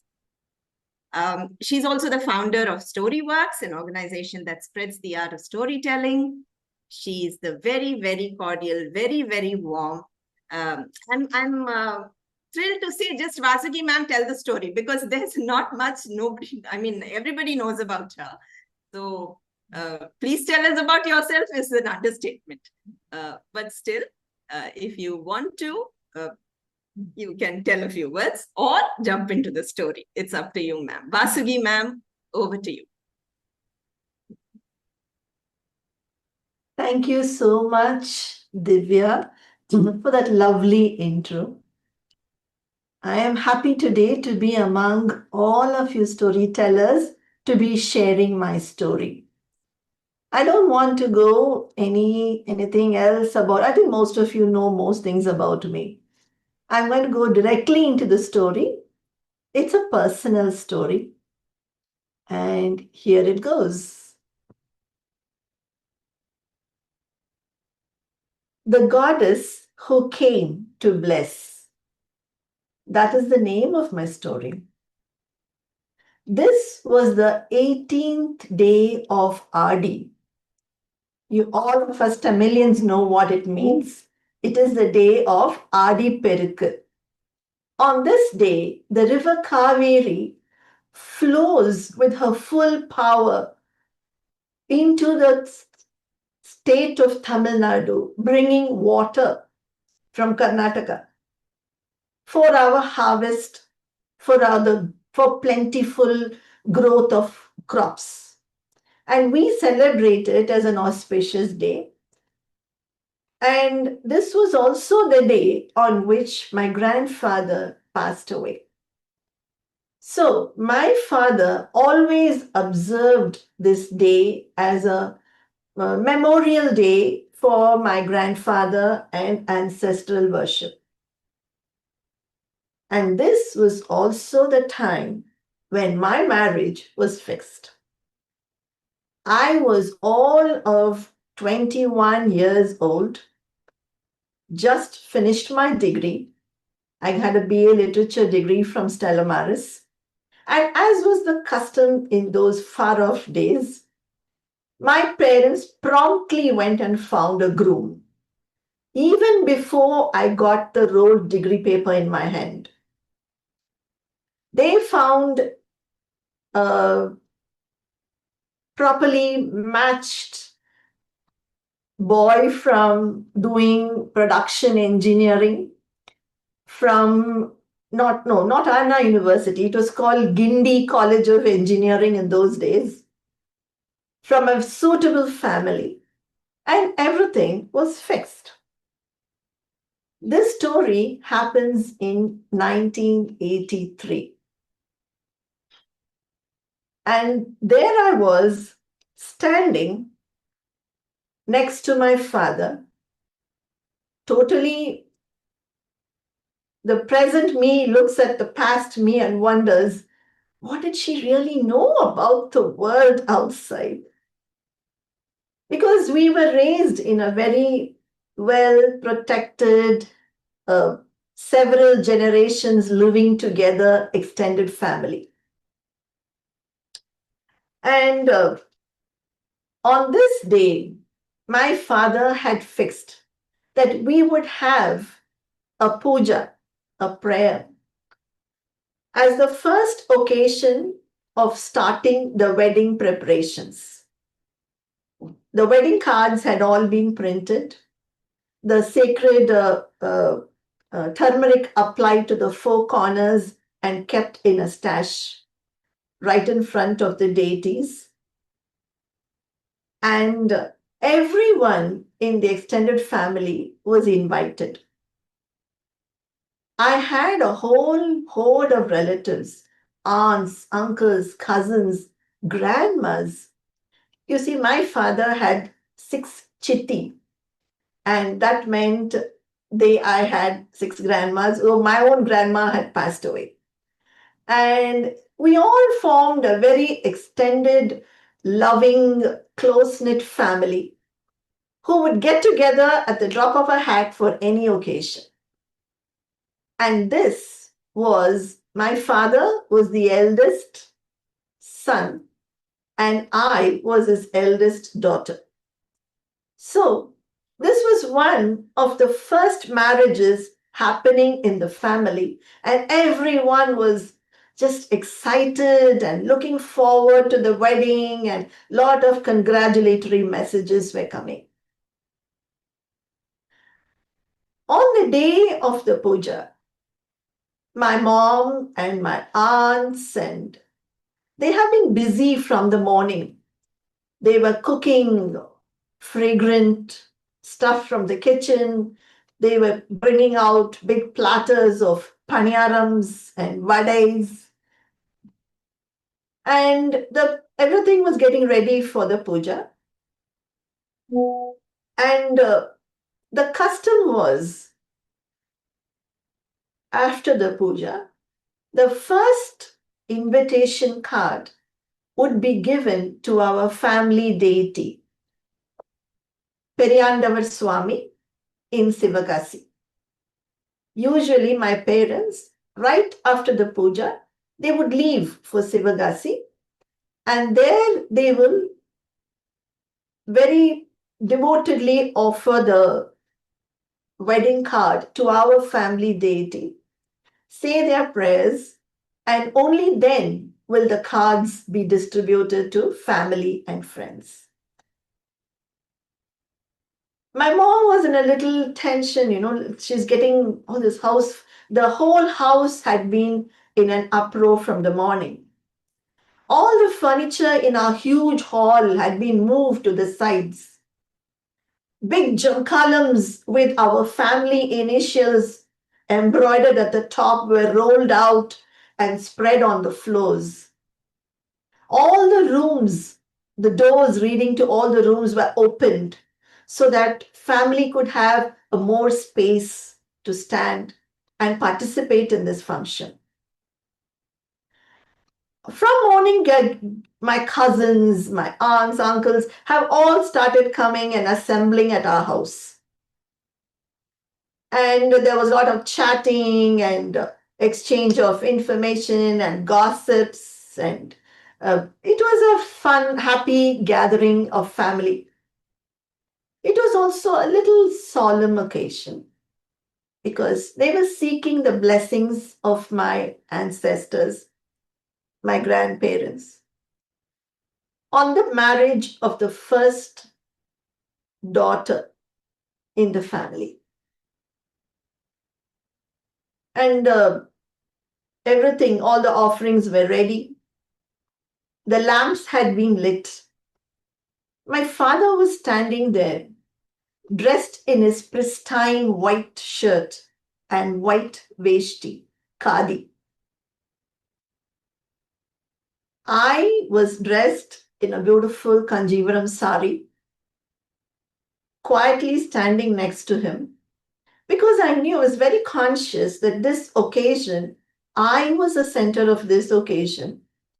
And all of this was for me. My mom very carefully handed the brass bell to one of the cousins, and he started ringing the bell. The puja had started. Everyone fell silent, quiet, gathered around, joined their hands in prayer. My father started the puja by taking a bunch of incense sticks. He lit it. He showed it to all the deities, and then put it on a bunch of bananas. And he leaned forward to pick up the coconut that was kept there and the sickle. You all know when we do puja, we break the coconuts. So he was getting ready to do that. At that time, that very moment, there rose a loud ululation. I would say almost a yodeling sound from the back of the hall. Nobody knew what was happening. My father put the coconut back on the bench and he turned around and looked. It was coming from a gathering of women right at the back. And because it was a women's gathering, he did not move from where he was. He turned and looked at my mom. My mom, immediately, she turned around. By then, everyone was whispering, "What's happening? Who's it? What's the matter? Is somebody sick? What's happening?" Everybody was whispering. My mom slowly made her way to the back. At that time, one of the women who was standing near the doorway, she said, "Sami vandrichu." What? The goddess has come? Who? Everyone was a little, at least I was a little apprehensive and a little puzzled. You know, I have seen people who had Sami in temple during temple visits. But this was the first time it was happening right in front of my eyes. And I was filled with curiosity. I wanted to know everything about it. I want to go first and see. But my dad, he just held me back and he said, "Vasu inge nillu. It's okay. You wait here." So I stood back. But I stood on tiptoe and tried to get as much of the scene that was happening at the back as I could. My mom, who was going forward, stopped when she heard the word "Sami vandiruchu." Everybody was saying, "Yarukku? Who? Who is it?" It was an older aunt, was distantly related to us. As I craned to look, I could see her. She was leaning right back, her head tilted back, and the loud ululation of sound kept coming from her throat. And she was swaying rhythmically on both sides. Her hair had come undone and was hanging in strands around her. Now, my mom was scared.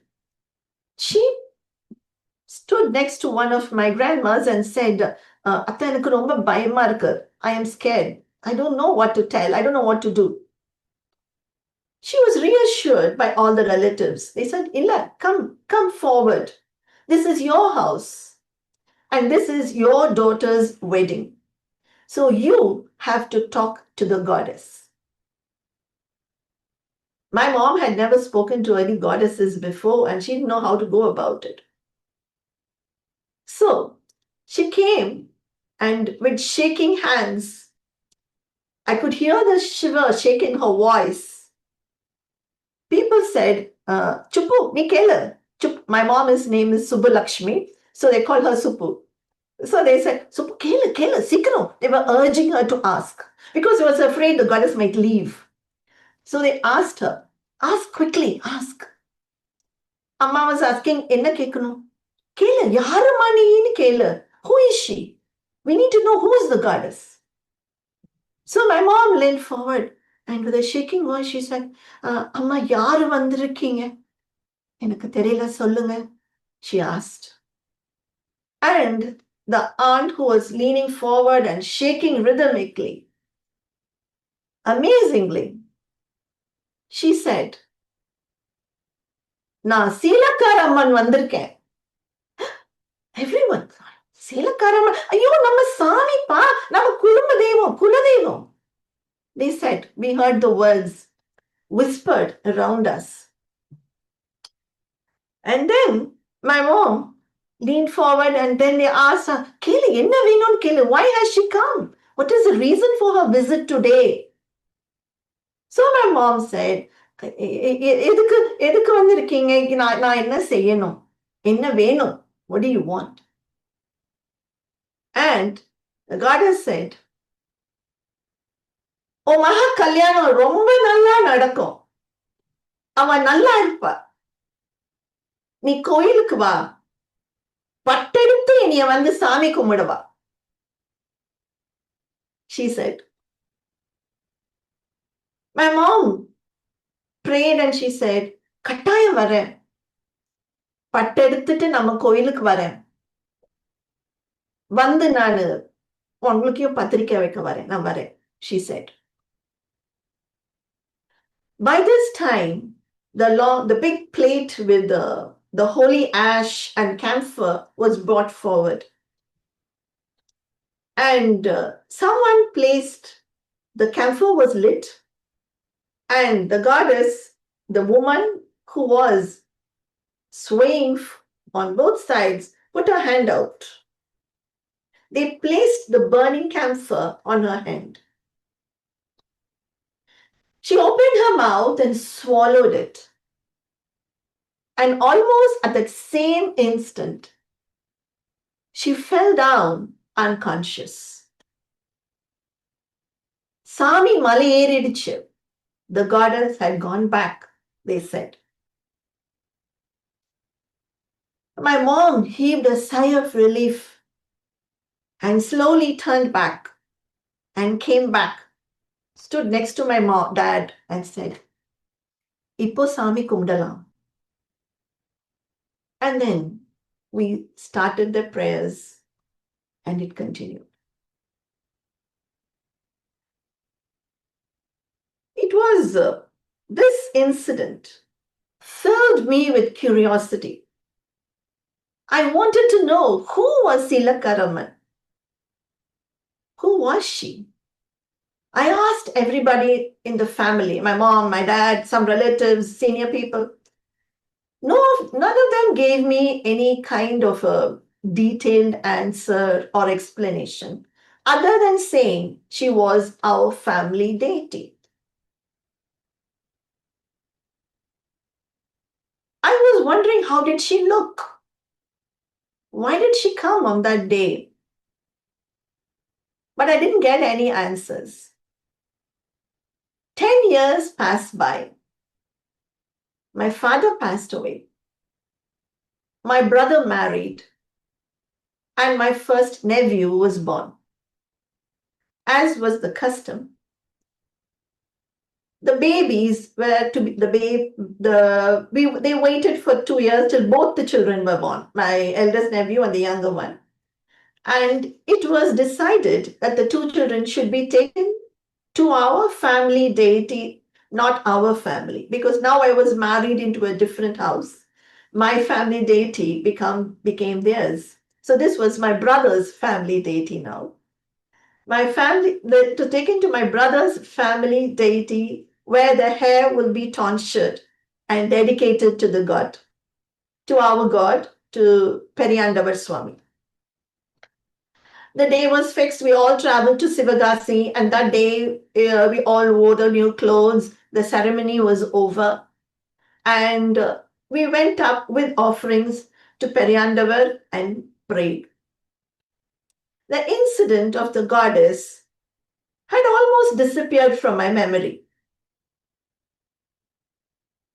And after I finished praying, I slowly turned around, and there, in a small niche in the wall, was this beautiful sculpture of a female goddess, perfectly proportioned. She had kumkum smeared on her forehead, and she was wearing a red sari. And beneath her were written the words, Silakaraman. And that was the first time ever in my life I got to meet the goddess who came to my house just before my marriage.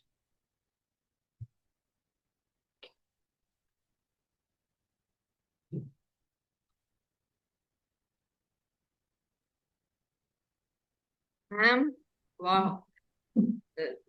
What do you call it? It's like very mystical, very the goosebump moment.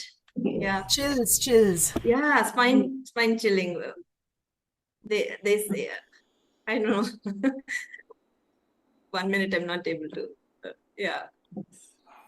Like they say, the divine comes in when we probably don't expect it.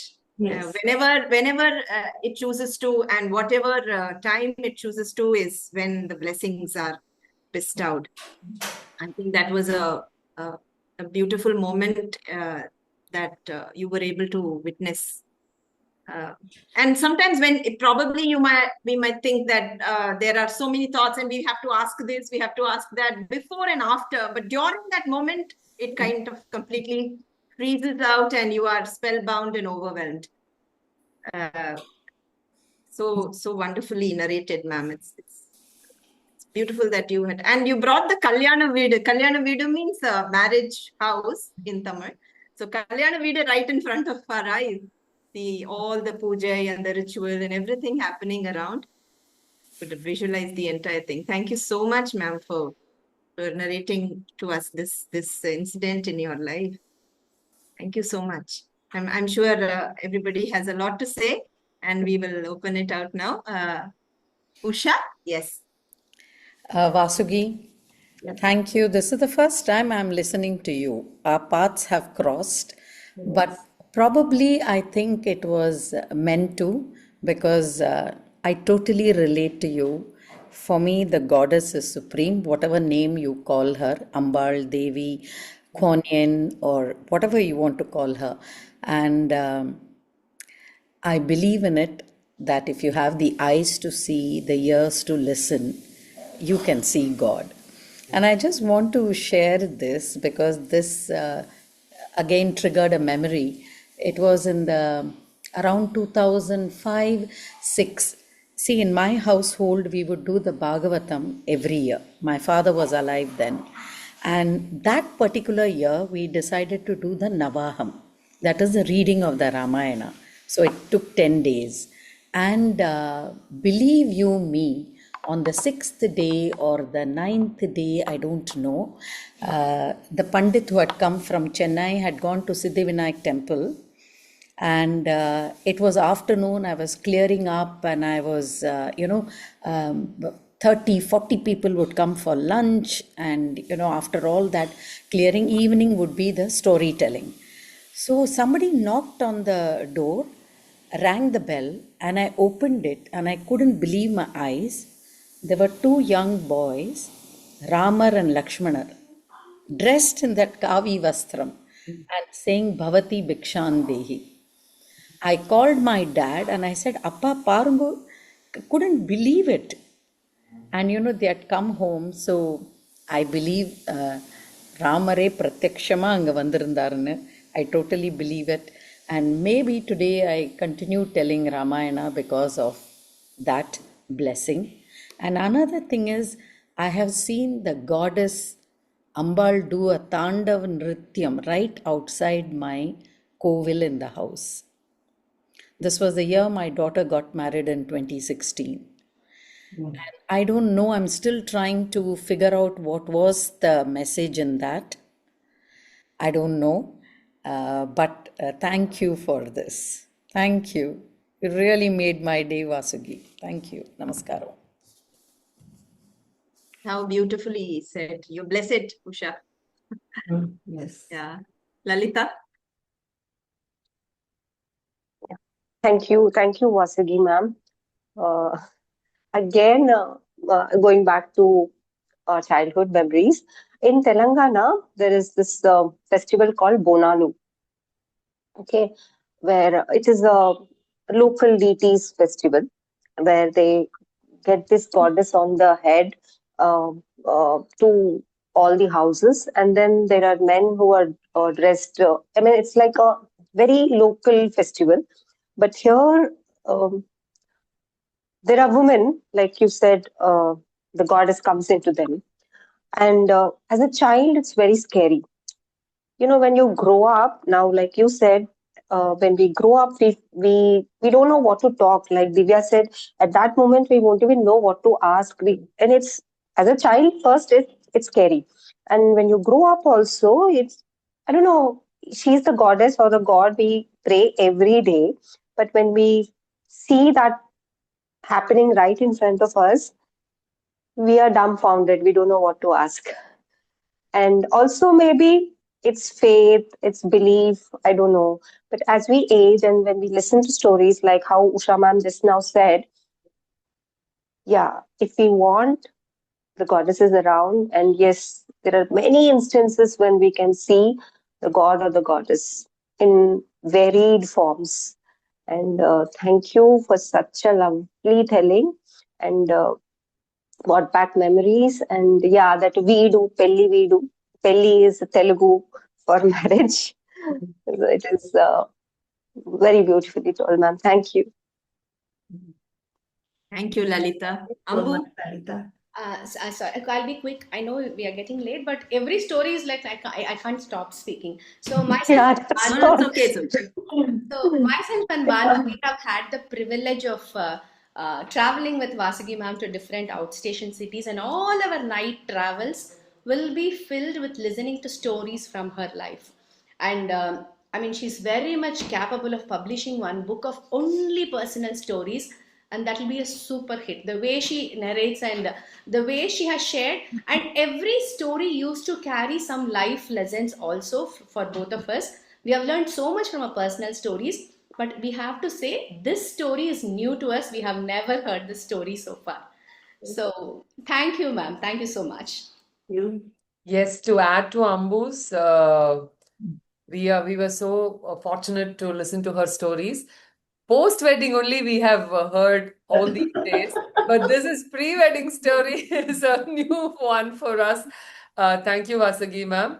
And about this Sami Varadala then and even now I used to see in an amusing way, how do they even get it? But when I was young, I used to terribly get scared. I would, the moment I hear the sound of someone, I'll just go and run away and hide behind my mom.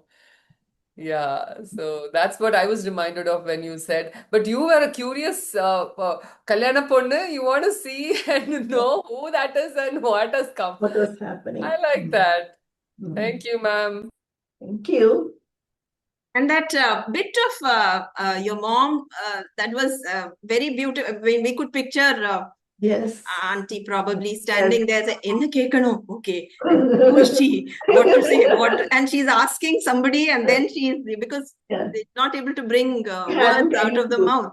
It was very, Just very. one more thing I want to add, people who attended the workshop for activities for children, and where Vasugi ma'am demonstrated, the puppets and everything, and the telling today, whoever was there for both, it's a great workshop by itself. How you tell to children and how you speak to adults. Yes, yes, totally agree. Totally agree. Yeah, we had a workshop here itself in the storytelling session. I just want to add a little bit to that story. I have done research on Silaka Ramman later, and what I found out was people who are worshippers of Ammans. We know there are so many Ammans in the Tamil in our culture.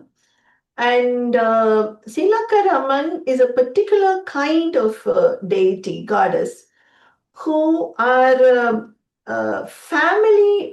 This is a family-oriented goddess. There won't be big temples or anything dedicated to her. And mostly these deities are meant to live in the forest, and they would have very simple figurines where families would go and say their prayers there. And it is a belief that women who died in childbirth and also women who undertook sati, uh, people who are worshippers of Kannagi for justice, for the loss of their husbands. These are the deities, these are the women who were converted into Silakaramans. The family observed these over centuries. Uh, we really do not know the identity of who they are, but we do know that this was a special deity dedicated to this set of women who for different reasons died young and for these reasons. So this was my research into Tamil culture about Silakaramans. And she is called Dandikkum Amman Alla. She is Tavaravidada Amman. She is a protective deity. She will look after you. She protect you and your family. That is what they tell about her. So I just wanted to add that to the story. Very interesting, ma'am. Thank you Yes. for sharing that. Yeah. Ma'am, can I ask you? Yes, please go ahead. Ma'am, Sophie. Sophie, Yes, yeah. ma'am. After Yes. Sophie, we'll. Sophie, you want to wait for a minute? Yes. If we could get Karen to speak, she Yeah. has her Yes. Yes. hand raised. Yes. Yes. Yes. Thank you, Yeah. sir. Karen, go ahead. So I want to thank you for your beautiful story. So I have never experienced your culture. I have never been to India. I have not been to a wedding. And yet the power of your words and the way you described everything made me feel like a voyeur into a world that I don't understand and I've never been to. And as I look at all the names on my screen, I realize that there are very few of us in this Zoom room right now who perhaps have never experienced the sort of thing that you were speaking about. And yet, as I listened to your words, I realized that what you talk about is something very universal about what we find in terms of the spirit within our own culture, of our own religion. And this evening, the stories have connected so amazingly. I spoke in my story about opening the door to Elijah, which is a custom that we have in Judaism. And after hearing your story, I now feel that Mr. Wilson was Elijah. When I told the story earlier, I felt like he embodied something that was magical for me. But after hearing your story, I now feel that you have given me a completion of my own story. So without knowing it, you've completed what I spoke about, because I do feel in a way that he was like a deity to me in terms of what he taught me and how it came full circle. So I want to thank you for that, because without knowing it, you have influenced my story and my culture and my belief system, of how I take in the spirit of my culture. So I hope to go to India someday and maybe be invited to a wedding, because that would be really something quite extraordinary. So thank you. That was lovely, Karen. I loved it that you connected my story and you were able to interpret it in such a way that it gave meaning to you. Thank you. So beautifully said, Karen. Thank you. Sophie. Ma'am, wonderful story, ma'am. We traveled with you throughout the story. And one more thing is, I want to ask you, how did you feel when the goddess came there and when you were anxious in your marriage? Would have been, maybe everyone are and will be. And so, how did you feel when the goddess came there and it was like a blessing for you that day? How did you feel, ma'am? You said it. It was a blessing. That's it, Sophie. As I said, I had never seen this kind of a thing ever in my life before, and I have never seen one after also, not in all these years. We just go to temples and we see people in a trance and we assume that it is something and we don't really go near and inquire. But this happened right in my drawing room, right there in front. And later we asked this elderly aunt who had this goddess visit upon her, and she was so embarrassed. She was so upset that she had disrupted my father's puja, and she kept asking us for forgiveness and saying, "Thambi, எனக்கு இப்படி நடக்கும்னு தெரியவே தெரியாது. This is the first time this has happened to me. I was just staying there and watching you start the puja, and suddenly this thing has happened." And believe me, I have never heard of her having this visitation on her ever again after either. So it was a different thing, and but I truly believe that that day the goddess came to bless me, and maybe that is why I am a happily married lady of 44 years, and I have 3 children who are all grown up and 3 grandchildren who are also grown up. And I think it is her blessings. Thank you, Sophie. Thank you, ma'am. Thank you for your wonderful, wonderful personal Beautiful, story. man. So beautiful. Thank you again. And shall we move to the next teller? So the thing is, we might go past the schedule, but I was told initially that because there is no session after this, and it's like a very the community, our fraternity is talking very freely with all the thoughts and all. They're stirring up so many emotions. So I request everybody to stay on a little more to hear everyone. Yeah, thank you. Yeah, so with that, we'll move on to the next teller. Yes. So where are we going now? And from Silakaramman's divine blessings, we will now travel to the tea gardens of Assam, reminiscing of a tender tale of love that dares to bloom across rigid lines of class and culture. And this story, gently yet powerfully, questions the invisible fences that society builds around the heart. And bringing to us this very beautiful tale, it's called Chameli Mem Saab, is an educationist, a mentor, and a teacher of more than 3 decades, Veena ma'am, Veena Parveen Hasan, from Guwahati. Veena ma'am, please tell us a little bit more about yourself and tell us the story.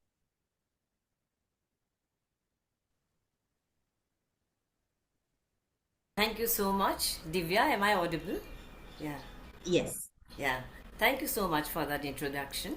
As you know, I'm an educationist and I've been a teacher for many years. And now my passion is storytelling. So after my retirement, I just dug deep into it. There's so much to learn and to meet enlightened people like you and learning each and every day from all of you. Thank you so much. And thank you, Chennai Storytelling Festival. This is my second time of storytelling and it's been an amazing journey. Thank you for gifting us such wonderful stories to all the storytellers before me.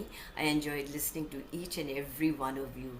You are so talented and I learned so much from each one of you. Thank you, Eric Miller, and to the amazing team who's working tirelessly and is doing everything fantastically. So, I would like you to sit back because I'm going to take you all along with me to the northeast.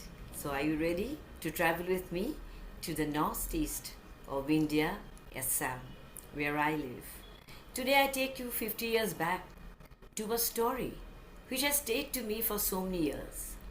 This story is a movie and it was made in 1975 when I was in school. You see, at times I do feel that stories select you. And I think this story has selected me because you see, after 50 years, this story and my school girl days, today still it itches me and it has a sort of bond. It's an emotion, this story for me, because we grew up watching this story from our heydays. As a girl, we used to talk about it. And there's a lot of novels written by Niro Chaudhary, who's a renowned journalist and an author, and he does write from real life incidents. And this has won the best feature film and the best music direction, Dr. Bhupen Hazarika, as you know, the musical maestro. And it has bought a landmark. The name of the movie is Chameli Mem Saab, and today I just dig now into my story Chameli Memsa. Have you ever walked through the tea gardens? Have you ever felt the aroma of the tea leaves? Well, I've had the pleasure because when I'm in Assam, I'm surrounded by tea gardens all around me. The rustling of the leaves, the chirping of the birds, the buzzing of the bees, it makes the perfect melody. And when you just walk through the winding lanes, and when you look as far as your eye stretches, you can see the tea gardens, the beautiful workers at a distance plucking the leaves very carefully, a bud and two leaves. In Assamese we say, eti koli duti pat, and beautifully putting it there, the back. It's such a beautiful scene to see all the workers, going home with the bags and singing all along, working. I've had the pleasure of visiting tea gardens because my younger brother was a manager and we call him the tea man of our family. So through him, I got to know so many things about tea, how you prepare tea from the factory till it comes to the cup of tea that we have. So the story happens in Jorhat, around 7.5, hours away from Guwahati, where I live, in a Sinamara, in Jorhat. And this real incident happened there, and the story is written for there. So I've seen actually where it has happened.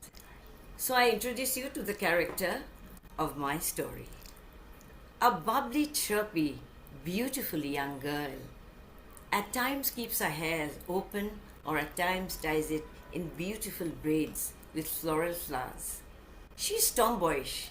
She likes to run in and out of the tea garden lanes. She doesn't like to pluck because she's the daughter of the Sardar Birbal, the leader of the co-workers, of the workers of the tea garden. And as if there's not a care in the world, she always has a song on the lips. Okhom dekhor bagisare, suali, jumur tumur nasi poru, dhemali, champa nohoy murenao, chameli. I'm a girl from the land of Assam. I love to dance the Jhumur dance for fun. My name is not Champa, but it is Chameli. And I love to live life to the fullest. She spends hours in the sun and her skin glows after spending. Her mother scolds her at times. Why are you not here to help me? But she doesn't bother. Everybody likes her company because she's so friendly. At times she's pluck a flower, she'll pluck a leaf, and she runs from here to there. But nobody minds, because of course she's the daughter of Sardar Birbal. And life moves on. On the other hand, the other character of my story is a Britisher, a tea estate owner, Berkeley. They call him Berkeley South. He comes and he owns this tea garden. He's tall, dark, handsome, with a firm jawline, piercing eyes, which radiance warmth. When you look at him, you go, oh, he might be the man of your dreams. He's that handsome. He styles his hair so beautifully, and whenever he works, whatever he wears, he has that look, elegance personified. When you look at him, you feel like respecting him. So all the laborers are in awe of him. When he takes his jeep and drives along the lanes, the winding lanes of the tea garden, they just peep and look at him. Slowly, Chameli comes in contact with the tea estate owner, and she dares to talk with him. When the other girls hide, the workers, she comes and she wants to take a ride in his jeep. And the other girl says, "What are you doing? Aren't you scared that he might scold you?" Kichu hobe na. Nothing will happen. I'm not scared. I'm going to take a ride. So one day, she just hopped into his car at the back. The estate owner saw her, but he didn't say anything. He slowly started driving his jeep. And suddenly he stopped the car. And she fell down. And she held her ears. "Sorry, sir. I'm very sorry. I won't do it again. Please don't scold me." He started smiling. And this is how they started meeting each other. And a relationship was there, grown. Days passed, months passed. It seems Berkeley loved the company of this bubbly co-worker, and he often took her when he went to shoot birds in the tea garden. Then he went for fishing. She used to help her and show him around everywhere, every nook and corner. Her mother was a little worried. Chameli, what are you doing? Don't you know he's the owner, he's the manager of this tea estate? Look at you and look at him. Do you find any similarity? Don't you think we have a lot of differences in our social and cultural differences? What are you doing? Stay the way you are. Your father may be the leader of the laborers, but he's the owner of the estate. What will happen if he just fires your father and he doesn't let us work here? So just stop chatting and jabbering all the time and be the way you are. Help me at home. And like the other tea workers, your friends, learn to pluck the tea leaves and be happy the way you are. But Chameli did not listen. At times she started to hide. But she often found that Mr. Berkeley used to look for her and used to call, Chameli, Chameli.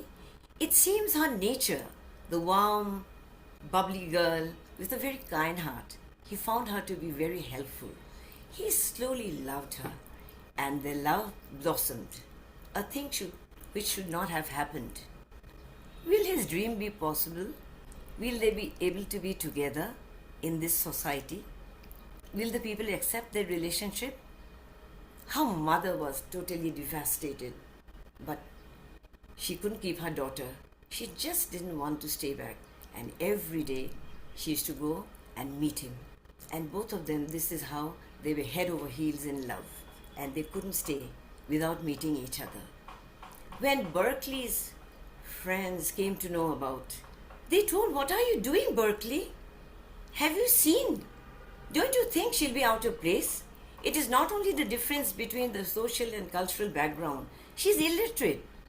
Do you think you'll have the same mindset? Will she be able to stay with you the way you stay in your aristocratic life in the big bungalow? She stays in a hut with her parents. Her father is a drunkard. Her mother is a tea garden laborer. So just think about it and don't move ahead. But no, he was adamant and he continued his relationship with Chameli. Days passed, months passed, and she started boasting in front of her friends. You know what Saab told me today? She lied also. He took me in a ride in his jeep and he told me, Tu ki shundar re, Chameli, you're so beautiful. I'm going to marry you and I'm going to make you my princess.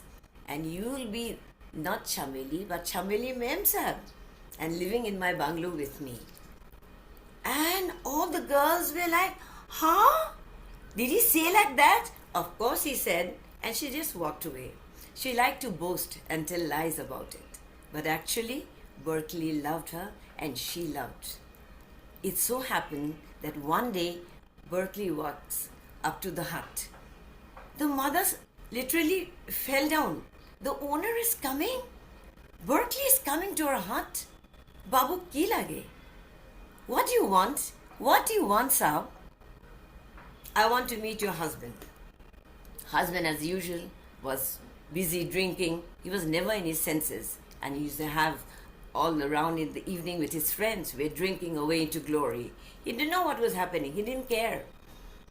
So he went and he said, sit down. I want to tell you, there's a very good news. I want to marry your daughter. For some time he was stunned. But he was very happy. He started jumping and dancing, thinking in this prospect, his daughter will live like a princess. And he had no worries. Now he's going to be the father-in-law of the owner of the tea estate. Ha ha! How big is that? But the mother, being a mother, always was very scared. I don't know what we are going to face in life and what Chameli is doing. But after some time, the marriage preparations continued and everybody in the village started getting busy with the preparations. But his friends avoided it because they did not accept this marriage and they didn't want him, to be his friends anymore. So they stopped advising him.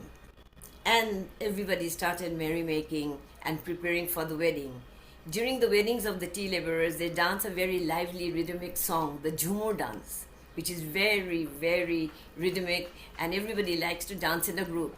Jag jagi jao, jag jagi jao, jag jagi jao. So everybody started dancing, and in this context, they were married. They became husband and wife. And Chameli was brought to the big bungalow. The mother never dared to enter that bungalow, and now her daughter was there. She thought maybe I'm dreaming, but she was happy at the same time. And she told her, I bless you, lead a life, and try to be a very good wife. He has been so kind to you, and you say he loves you, so you love him and do everything he says. And from rags to being a princess, getting used to the aristocratic life. First of all, the tea laborers, where they wear the sari, it's a little ankle length. Now she had to wear a sari. He had bought all the clothes. He asked his maids to adorn her like a princess. He gave her jewelry. He wanted to keep her like a princess. And then the problem came when they were sitting at the table. She didn't know how to have soup. She never used a fork and spoon. She always ate with her hands. But he thought that I must give training, and he wanted to do that. He wanted her to be his wife, his loving wife, because he loved her so much. Chameli did everything which was possible. Wearing heels, there are some scenes in the story which are so beautiful. She wants to fall down, but still she gets up and again hides and again tries and practices alone in front of the mirror to be the perfect wife for her husband. So this way, the beautiful light begins there in the bungalow, and she is the Mem Saab, as she boasts in front of her friend. Yes, she is the Mem Saab. She is no longer a tea laborer now, working and plucking leaves. Her friends look at her from a distance. She just waves at them, and she comes back inside and leads the beautiful life. But at times, things don't happen the way you would want it to be. After some time, she felt very tired. Every time she used to work, she used to sleep and doze off. He used to often come and find, what happened? She said, I'm not feeling well. Oh, this can't continue. Let me take you to the doctor. And as it is, when the doctor saw her, she had a debilitating disease. And that shattered Berkeley like anything. She couldn't understand. Am I going to die? What's wrong with me? He didn't say anything, but she had to be separated. Towards the west of the tea plantation, he had built a house where he had to keep her there because he couldn't stay together with her. That was the doctor's advice. But every day he used to visit. Chameli was devastated. She couldn't understand what was happening. He didn't tell her openly. Why am I being kept here alone? But she had to be there. And Berkeley said, I love you. I'm doing what is good for you. So please be supportive and cooperate with me. She stayed alone after coming from the big bungalow. This house was built much better than the hut she lived. But there she was only with the helpers, the domestic helps. They had served her food. She didn't feel like eating. She missed his company. She looked at the bungalow from a distance. Mother heard about it. She was so sad, but she couldn't do anything. She couldn't help it.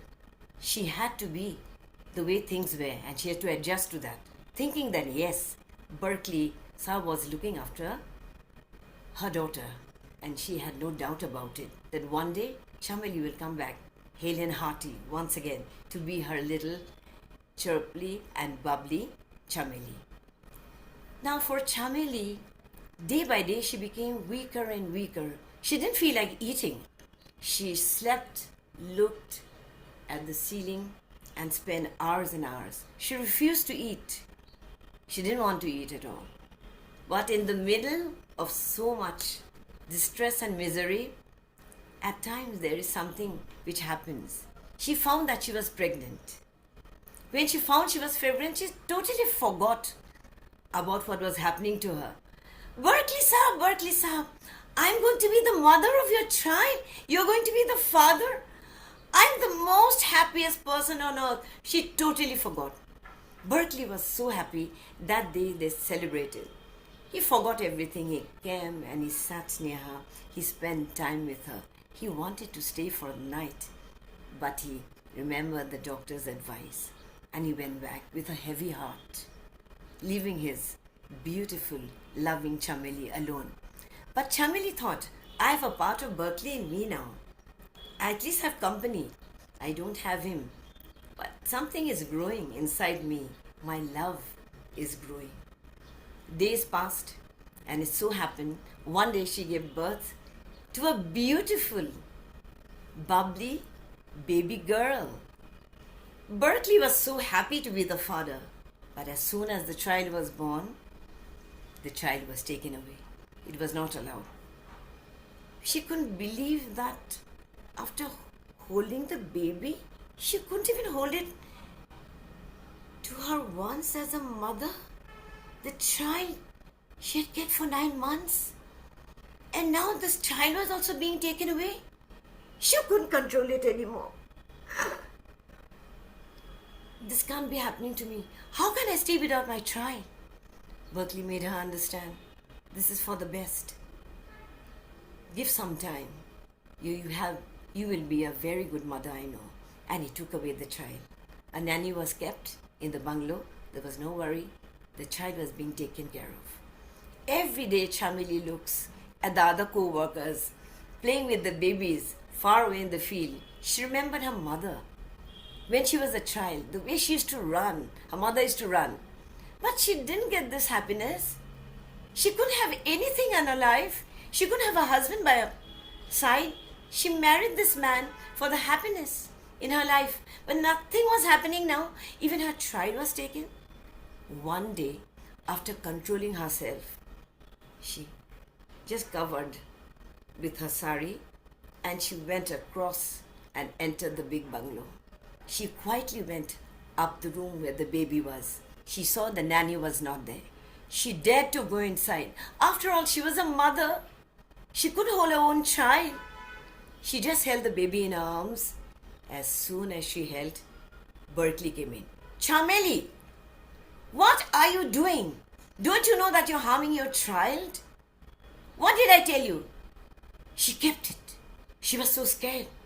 She just went away. Was this the same Berkeley who loved her so much? Talking to her so harshly? She didn't know what to do. She cried and cried. But he scolded her. He intentionally scolded her that she would hate him. And she said, if I ever see you in this house once again, you will see I will just send you back home. And your treatment will stop as well. So she just hurriedly went back crying. The whole night she cried. Whole night. She refused to eat for 2-3 days. She said, no, I'm not going to stay. Berkeley used to visit her, of course, in the evening. He kept that in mind. But with a heavy heart, she wouldn't talk with him. She was she was devastated. And slowly, gradually, days passed. She couldn't take it anymore. And you guessed it. One day, she took her own life. She took her own life. The chirpy, bubbly girl running around, everybody's darling of the tea garden, took her life. Berkeley was devastated. He never expected that she would do that. He rushed and he saw that she had taken her life. After that, they buried her in the tea gardens. As soon as this happened, the whole tea garden workers were against Berkeley. They called him a murderer. You are a murderer. You killed our Chameli. You took her. You loved her. You promised you'd look after her. But now she's no more. Berkeley didn't know what to do. But there was the baby girl he had to look after. Everybody sort of, avoided going that side. That we can't even look at the face of this murderer. After doing so much, being the owner of the estate, this is what happened to him. But this is how things happen at times, I guess. You never think some things to happen, but it does happen, as you can see in the story. And it so happens that it's continued this way. The child was growing. She didn't even see her mother. Gradually, one day, a new doctor comes to work in the tea garden. Everybody was not in contact, but it was this new doctor who came who didn't know anything about chameli. So when he came, he met, he wanted to be friendly and he just asked, "Who's chameli?" Then at least Berkeley found a company with whom, a companion, he could share his frustrated and his pent up feelings. So he had a friend in him. And gradually, this way, the story continues, and the days pass. Every evening, he looks forward to this new doctor who would come and talk with him. Then the doctor said, "Berkeley, you have done enough for these people. Why don't you go back to your hometown?" He says, "Come here." And he takes her. He takes him to a room. He shows in the distance a girl is sleeping under the mosquito net. "I can't go for her. I can't leave. She's my little chameli. I can never leave her again. And I can never do that. I love this land. I love the tea garden.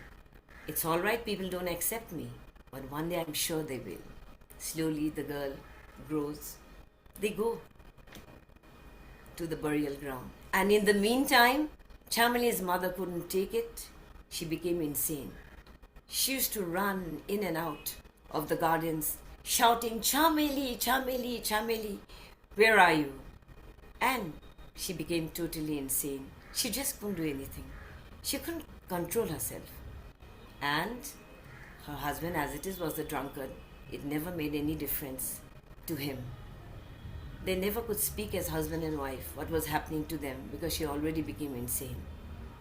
So that is how the story goes on, and a teacher comes who wants to find out what is happening. In this context, he writes the whole story and tries to bring it to the world. So this is a landmark story of Assam. Every people relate to it. They have a bond, and it won the national award also for the best music direction by Dr. Bhupen Hazarika and the best Assamese feature film. So that is a story which stayed with me for so many years. And if you ask me, how do I connect with this story? If I take the plantation, the tea garden plantation as a character, I think I relate it to my childhood. When I visit my brother's place, who was a tea manager, I could feel the ambience of the whole garden. When I go to Sinamara, my husband and me, when we can look at the bungalow now. It was built in 1906. So this is a legacy. It has been named the Chameli Memsahib bungalow. When I go there, I look at the bungalow. It's been used for weddings and it is a guest house now. It is very much now there in Jorhat. When I walked into the rooms with my husband, I could see Berkeley. I could see Chameli. I remembered the story once again. I could see the smiles, the way they, stayed after getting married, the happiness that they found those few years. A love story, of course, which didn't work out the way it should have. But the love blossoms. And every people in Assam, it is a tourist attraction. People go there and watch that bungalow. They're allowed to go inside and watch the rooms. And I'm sure at night, the soul of Chameli must be coming. That everybody, she's still alive in the minds and hearts of all the people of Assam. So that was my story today for all of you. And Mr. Berkeley, even his tragedy struck him. You see, this is how at times the nature of life turns out for you. You don't expect it to happen, but it expects. But it's the way it happens. But you have to adjust, and life goes on. So that's the end of my story. Thank you, ma'am. Thank you so much. That was so poignant. You brought the lush tea plantations of Assam right in front of our eyes, and that transition from that innocent Chameli to that affluent Memsa, so beautifully you brought it. And what a sad reminder it is of the societal structures, and you beautifully brought it. Exactly, Divya. That is what I feel. The social disparity Yeah. among the economic class of Uh, adjusting. Did you want to show the Did you want to show the images? Yes, Yeah. Eric, I'd Yeah, love here, to. I'll show. If you can please show. Yeah. Thank you so much, Eric. Shall I show? Okay. Sure. Yeah, can you please show the tea gardens for? Yeah, this is the couple, and this is Berkeley, and this is Divya. If you can show the, even zoom a little. This is the tea garden life as the woman pluck in the tea gardens, and that's a beautiful scene. This is the Jhumur dance, where everybody dances in a group, so wearing the same sari. It's a, time of merriment when everybody enjoy. This is the Jhumur dance I was talking about, a traditional dance, very common among the workers of the tea garden. And you can now show this, Divya, the characters. Yeah, actually, Eric is doing the sharing, ma'am. so- Okay, thank you, Eric. This is actually Berkeley and Chameli. Berkeley is been enacted by George Baker, the actor, and this is Binita Borgohain, an Assamese girl. So this is the character. This is Berkeley, the handsome Britisher, enacted by George Baker, and this is the bubbly girl who loved to run in and out, a tomboyish. At times she adorns, opens her hair, at times she ties in braids, running around and laughing and talking. So this story stayed in my heart for a long time, and I wanted to share this scene of the tea gardens because I resonate with it as I take the plantation as a character for me. It remind me of my childhood, which I spent in the tea gardens. Thank you, ma'am. Thank you so much. And with everyone's permission, I'd like to move on to the next teller. Yeah. I would just like to ask a question if you don't mind. Sure. Any character in the story, did it resonate with you? Or any scene? Anybody would like to say something? I'd love to listen. Just Yeah. for a while. Yes, of course. May I, Veena? Yes. Veena, this is beautiful story, so lovely. And yesterday I was sharing Tagore's story about the postmaster, which is set in East Bengal, and the social disparity that you were talking about. And I was born in Assam in Guwahati and grew up in Jorhat. That's so So, wonderful, ma'am. yes, it's a beautiful, beautiful, evocative memory that you've stirred in me, and thank you for that. And of course, Hazarika, who doesn't know? Fabulous. It means a Thank lot. you. Thank you so much. Thank you. Ambu? No, just to answer Veena's question, my mom lost her mother at the age of 2, and she had told me that because her mom had a severe disease, my grandma, was not allowed to feed her.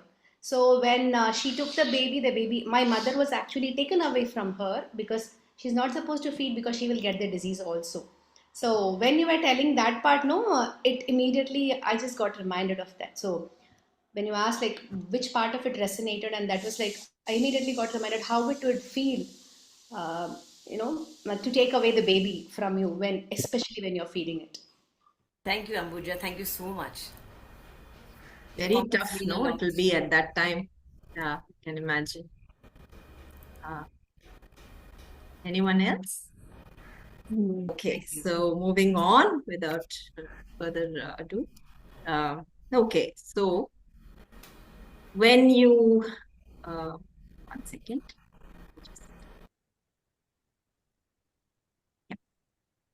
So, when you see through a telescope, you see objects far and wide. And when you see through a telescope, you see stories that will take you far and wide. Calling herself a seeker, in addition to storytelling, she also seeks to practice and promote the lovely art form called Villupattu, which is an ancient musical storytelling art form and method, by taking it to a lot of children and adults. I'm not sure if she's doing the Villupattu today, but I would still like to say take a bow, Lavanya. So Lavanya, Prasad, tell us a little bit about yourself and go on to tell us the story. Lavanya. Thank you, Divya. I mean, that was such a sweet introduction. Thank you. My throat is a little bad today, so you guys will have to put up with that. Um, what do I tell about myself? I think I feel very, very grateful to be here to share this stage with such beautiful, lovely tellers. So I'm feeling very honored. This is my 13th year with CSF, and very grateful to Dr. Eric Miller, for giving us this platform year on. So I have grown as a storyteller all these years, experimenting and listening to all the other people. So that's all I wanted to tell about what I feel about being here. And big thanks to everyone who's been patiently waiting. I promise I won't take much of your time. I know it's lunchtime in India. I'll dive away right into my story. I just wanted to go on top of the hill and scream my lungs out. That's what I wanted to do. I was tired of being the perfect mom, tired of being the perfect wife, tired of being the perfect daughter-in-law, of the perfect everything that a society demands of every married woman. I was simply tired. I just splashed cold water on my face for that feeling to just disappear. It was the feeling of being sucked into the whirlpool, to its epicenter. And the worst part was I just couldn't get out of that feeling. I thought this cold water splash would help. Well, it didn't. With a big sigh, I just went to my cranky and sleepy 4-year-old daughter. This was the day she wanted me to read a book for her to put her to sleep in the afternoon. I reluctantly went to the bookshelf and I picked up a picture book that was gifted to me by my friend. I don't know when, very, very long time ago. But I never had a chance to read that book to her, not even once. Today I picked that book and I started opening the pages to read out. Unhe was feeling miserable. I read out loud as she peeped into the book to see the pictures. At least somebody else is feeling miserable, just like me, I thought to myself. It wasn't easy, to shift base, to come from a place that you call home to a place which is foreign, to leave all the loved ones behind, especially your grandmom that you love the most, and to come to a city or a town which was full of new things. Unhe did not like it. It was her first day of school in the United States of America. As she was standing in the bus stop, she could feel the eyes of the children who were, more or less her age, piercing through her skin. Unhe knew she was the odd one out. She looked different. And quickly, my daughter just peeped in to see Unhe's picture in the book and she nodded. Mama, she looks different. Unhe's thoughts just stopped as she heard the bus coming to a halt and the automatic doors of the school bus slid open. She quickly walked in and took the first window seat that she could see in the first row of the bus, very carefully avoiding the last row where all the other children were sitting. The bus started moving. Tall buildings, malls, and posh landscapes. It was very different from her home. And she missed home. Slowly, she slid her hands inside the bag and she took that golden color pouch that her grandfather had gifted to to her on the day when she came to the US. Inside it was her precious possession, a wooden stamp that had her name engraved on it in Korean. She looked at it as her fingers slid through the grooves of the wooden stamp. Hey, is that for show and tell? She just jumped up, listening to the voice that was coming from behind, and she quickly put the pouch inside and she said, "No, this is mine." "Aren't you the new girl? What is your name? Where are you from?" Voices from behind the bus. Unhei slowly gathered up herself and she looked and she said, "Hi, my name is Unhei." Huh? Oh, hey? What is your name? "No, my name is Unhei." "Oh, hey? Hey, you, that's a very funny name." Unhei just wanted to disappear into thin air.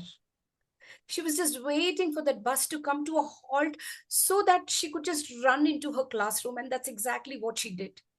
But as she walked into her new class, she felt children whispering amongst themselves. And she wasn't feeling very comfortable, you know. And that's when the teacher said, or rather announced, "Please welcome the newest girl to our class. She and her family have just moved a week ago from Korea to the United States of America." She tried smiling, hiding the nervousness that was creeping up inside her. And somebody asked, "Hey, what is your name?" Unhei was very quick enough to say, I haven't chosen a name yet." "What? You don't have a name?" She was not ready.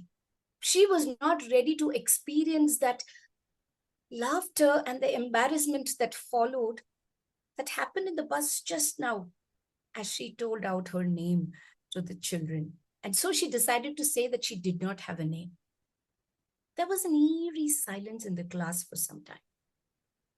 And then suddenly, some child got up and said, "Maybe we can give you a name.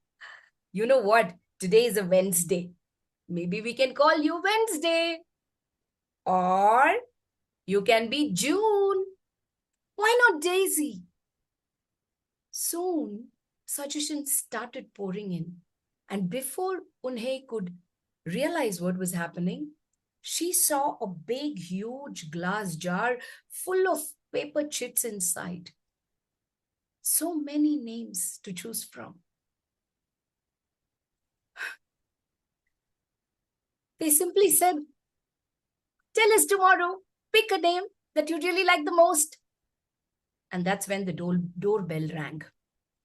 I closed the book and I went to open the door, and there was a courier guy who said, "Ma'am, courier for Mr. Prasad." I put out my hand to just get, and he looked, hesitated for a moment, and he asked, "And you are, ma'am, are you Mrs. Prasad?"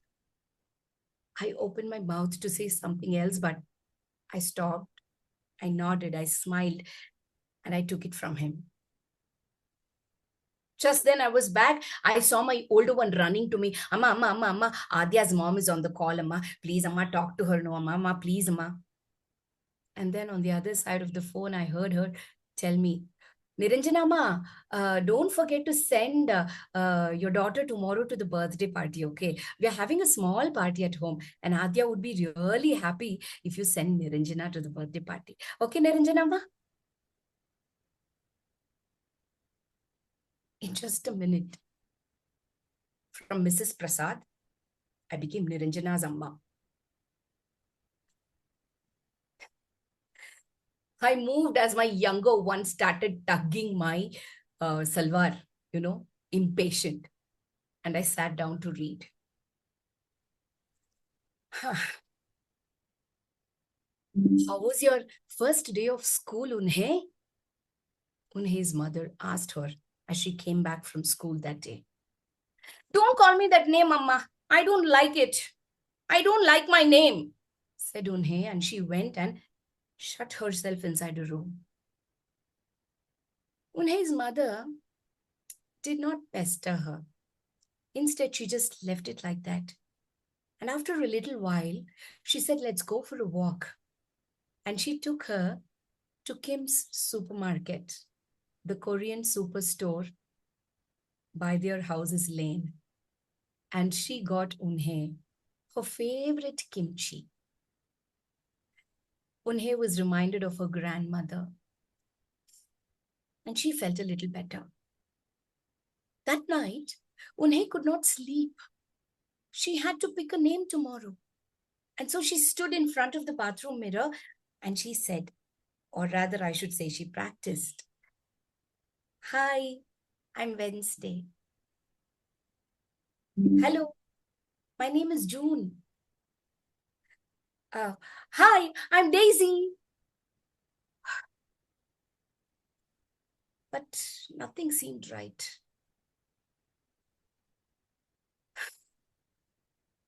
The next day morning, Unhe was standing at the bus stop when her mother saw her fumbling with a pouch and the small wooden stamp that her grandmother had given her, her name stamp that had her name engraved in it. And slowly her mother said, "You know what? Your grandmother, your grandfather, and I, we went to the name master to choose this name for you, Unhe. Your name means graceful." I stopped. That line lingered in me for a longer time, for a time more than it should have stayed. I stopped reading. "Amma padima, amma cholluma, amma cholluma." My daughter was pestering me to finish the story. Unhe went to the school that day, and to her surprise, the name jar was missing. The whole class was looking for the name jar everywhere, but then Unhe said, she announced, "I'm ready." And she went to the board. And in bold letters, she wrote both in Korean and in English her name. Unhe, she said. "This is my name. Unhe." And everyone repeated after her, "Unhe." And it means graceful. I closed the book. There was a tear rolling down my cheek. My little one looked at me and said, "Amma, why are you crying, Amma?" She was obviously terrified. She called out to her sister, "Akka, Amma alira. Akka, Amma alira, inga va." And I just left everything like that and I ran to my bedroom, to the loft. I moved all the boxes that was there and I was looking for that one particular bag that I had got with me when I had come as a new bride from my parents' house, you know. And when I found it, I started rummaging through the things that was there inside, old greeting cards, small notes that I had from my college friends, my school friends, my small gifts, everything. But I could not just found that. I just couldn't find that. My heart was beating faster. Was it even here? Did I get it from my parents' house? I could not recollect. But just then, when I was starting to lose hope, my hand, it just brushed on something very silky, a maroon pouch. I put my hand inside the pouch and I took it out. A rubber stamp. A rubber stamp. A gift from my grandfather. And I quickly ran into the stationery box that my daughter had. I took the ink pad and I took the paper and I started to punch, stamp on that white paper. again and again and again, not once, not twice, but again and again and again, until that white paper was not white anymore. My older one looked at it and said, "Amma, is this yours?" I nodded, I smiled, and I looked at that with pride that I have never seen or never felt in all these years. Yes, this is a gift from my grandfather. And then she quickly looked at the paper. "But Amma, aren't you Lavanya Prasad?" I just put my hands on the paper as I felt the name that was there. I looked at her and I smiled. "Anna, you know me as Lavanya Prasad only. But you know what? I am, and I have always been, Lavanya R. Lavanya Ramaratnam. And you know this name, my appa gave it to me. And you know what Lavanya means? Lavanya means graceful.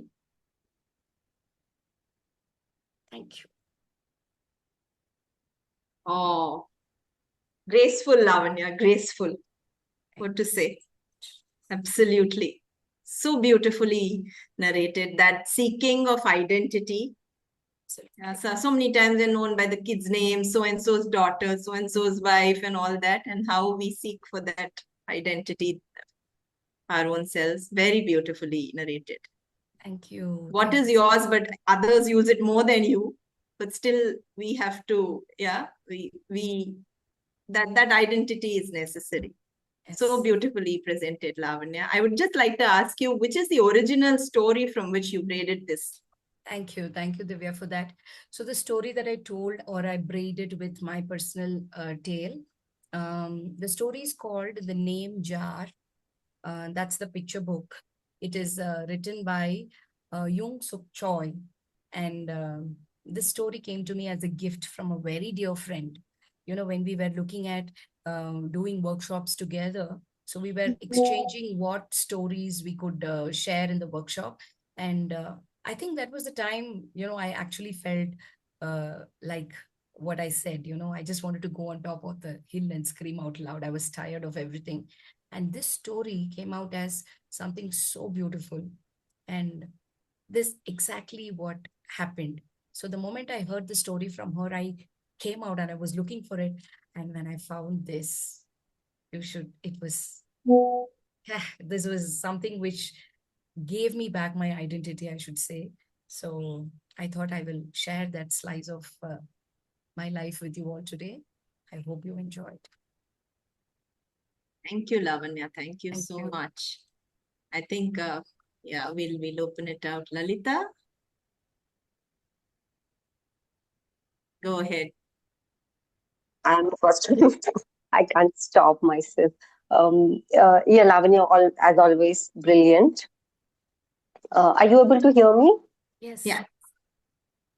I'm sorry, I'm moving from one room to another because it's Sunday and everybody's at home. I don't have place to. Yeah. So you're able to hear me, right? Yes. Yeah. Okay, thank you. Lavanya, I was looking for my rubber stamp. I also have a rubber stamp with my name. I got it from my home, my home when I was a child. Yeah, and I will search for it now. Thank you. I am the first granddaughter. I don't know what was the reason, but there was no naming ceremony. They just called me Lalita. Okay, I got to know later that there was no ceremony, nothing happened. They just called me Lalita. And then I fought for a long time with my grandfather for that, because after that, all my cousins had this function and naming and everything. And Lalita, like everybody knows, it's the name of the goddess. So when people ask me what's the meaning of your name or something, I used to say I'm named after the goddess. But then once I tried to understand the name, what there must be some other meaning also. Saralita also, the dictionary says graceful. So when you said graceful, I said, oh my God. And yeah, we all know the story of the fly who forgot the name. Yeah, Yeah. that Ambu So when Ambu tells that story very yeah. beautifully. So yeah. So when we become somebody's wife, the mother of our children, our name is lost. And it's so beautiful that some days, yeah, we remember that we are not only the wife of somebody or the mother of someone, but also we have our own identity. Thank you for this lovely story. I will find my stamp now. Thank you. Please send me a picture of your stamp, okay, after you Yeah, find I it. will. I know I how will do beautiful it. it'll be. Thank you. Yeah. Thank you. Yeah. Thank you, Lalita. Thank you for that. Those wonderful comments. Renu. Lavanya, I'm a huge fan of yours. Actually, I was feeling very hungry. I thought I'd listen to the recording, but I didn't want to miss your story. All the stories are so beautiful, all of them personal stories, and especially loved your story so much because I've actually created a story called Who Am I? The protagonist feels the same way. So she says, Who am I? She says, You're my wife. Who am I? Your mother. She says, Who am I now? What's my identity? Then she finds it later. So I really, that's your story really resonated. Many times when you've shared your stories, I've truly thought, what a brilliant, brilliant storyteller. I'm only now talking because, earlier also I wanted to comment, but I felt time was running out for the other tellers. And I was worried that people would start leaving before you can share your story. So I didn't share my comments, but brilliant. I really loved, and I love the way your emotions come to the fore when you're sharing. I could see the tears in your eyes. Even when you're not sharing a personal story, you actually bring those emotions. You can actually put yourself in the character's space, and then you bring that emotion out. That's something I really, really love about you. Thank you so much for sharing your story. I think I should say that Thanks, Renu. today's story, all the stories that were shared today is some one common thread that I don't know how this happens. Okay, every time when we are doing a showcase or something, there's tellers that we work together with. It just so happens that the common theme happens to be the same. Today, what I found was somewhere all of us were opening our hearts to something. All the stories had this. Everybody was opening their hearts to receive something. Vasugi ma'am's story, it had that Ammara. I had goosebumps when I was listening to that.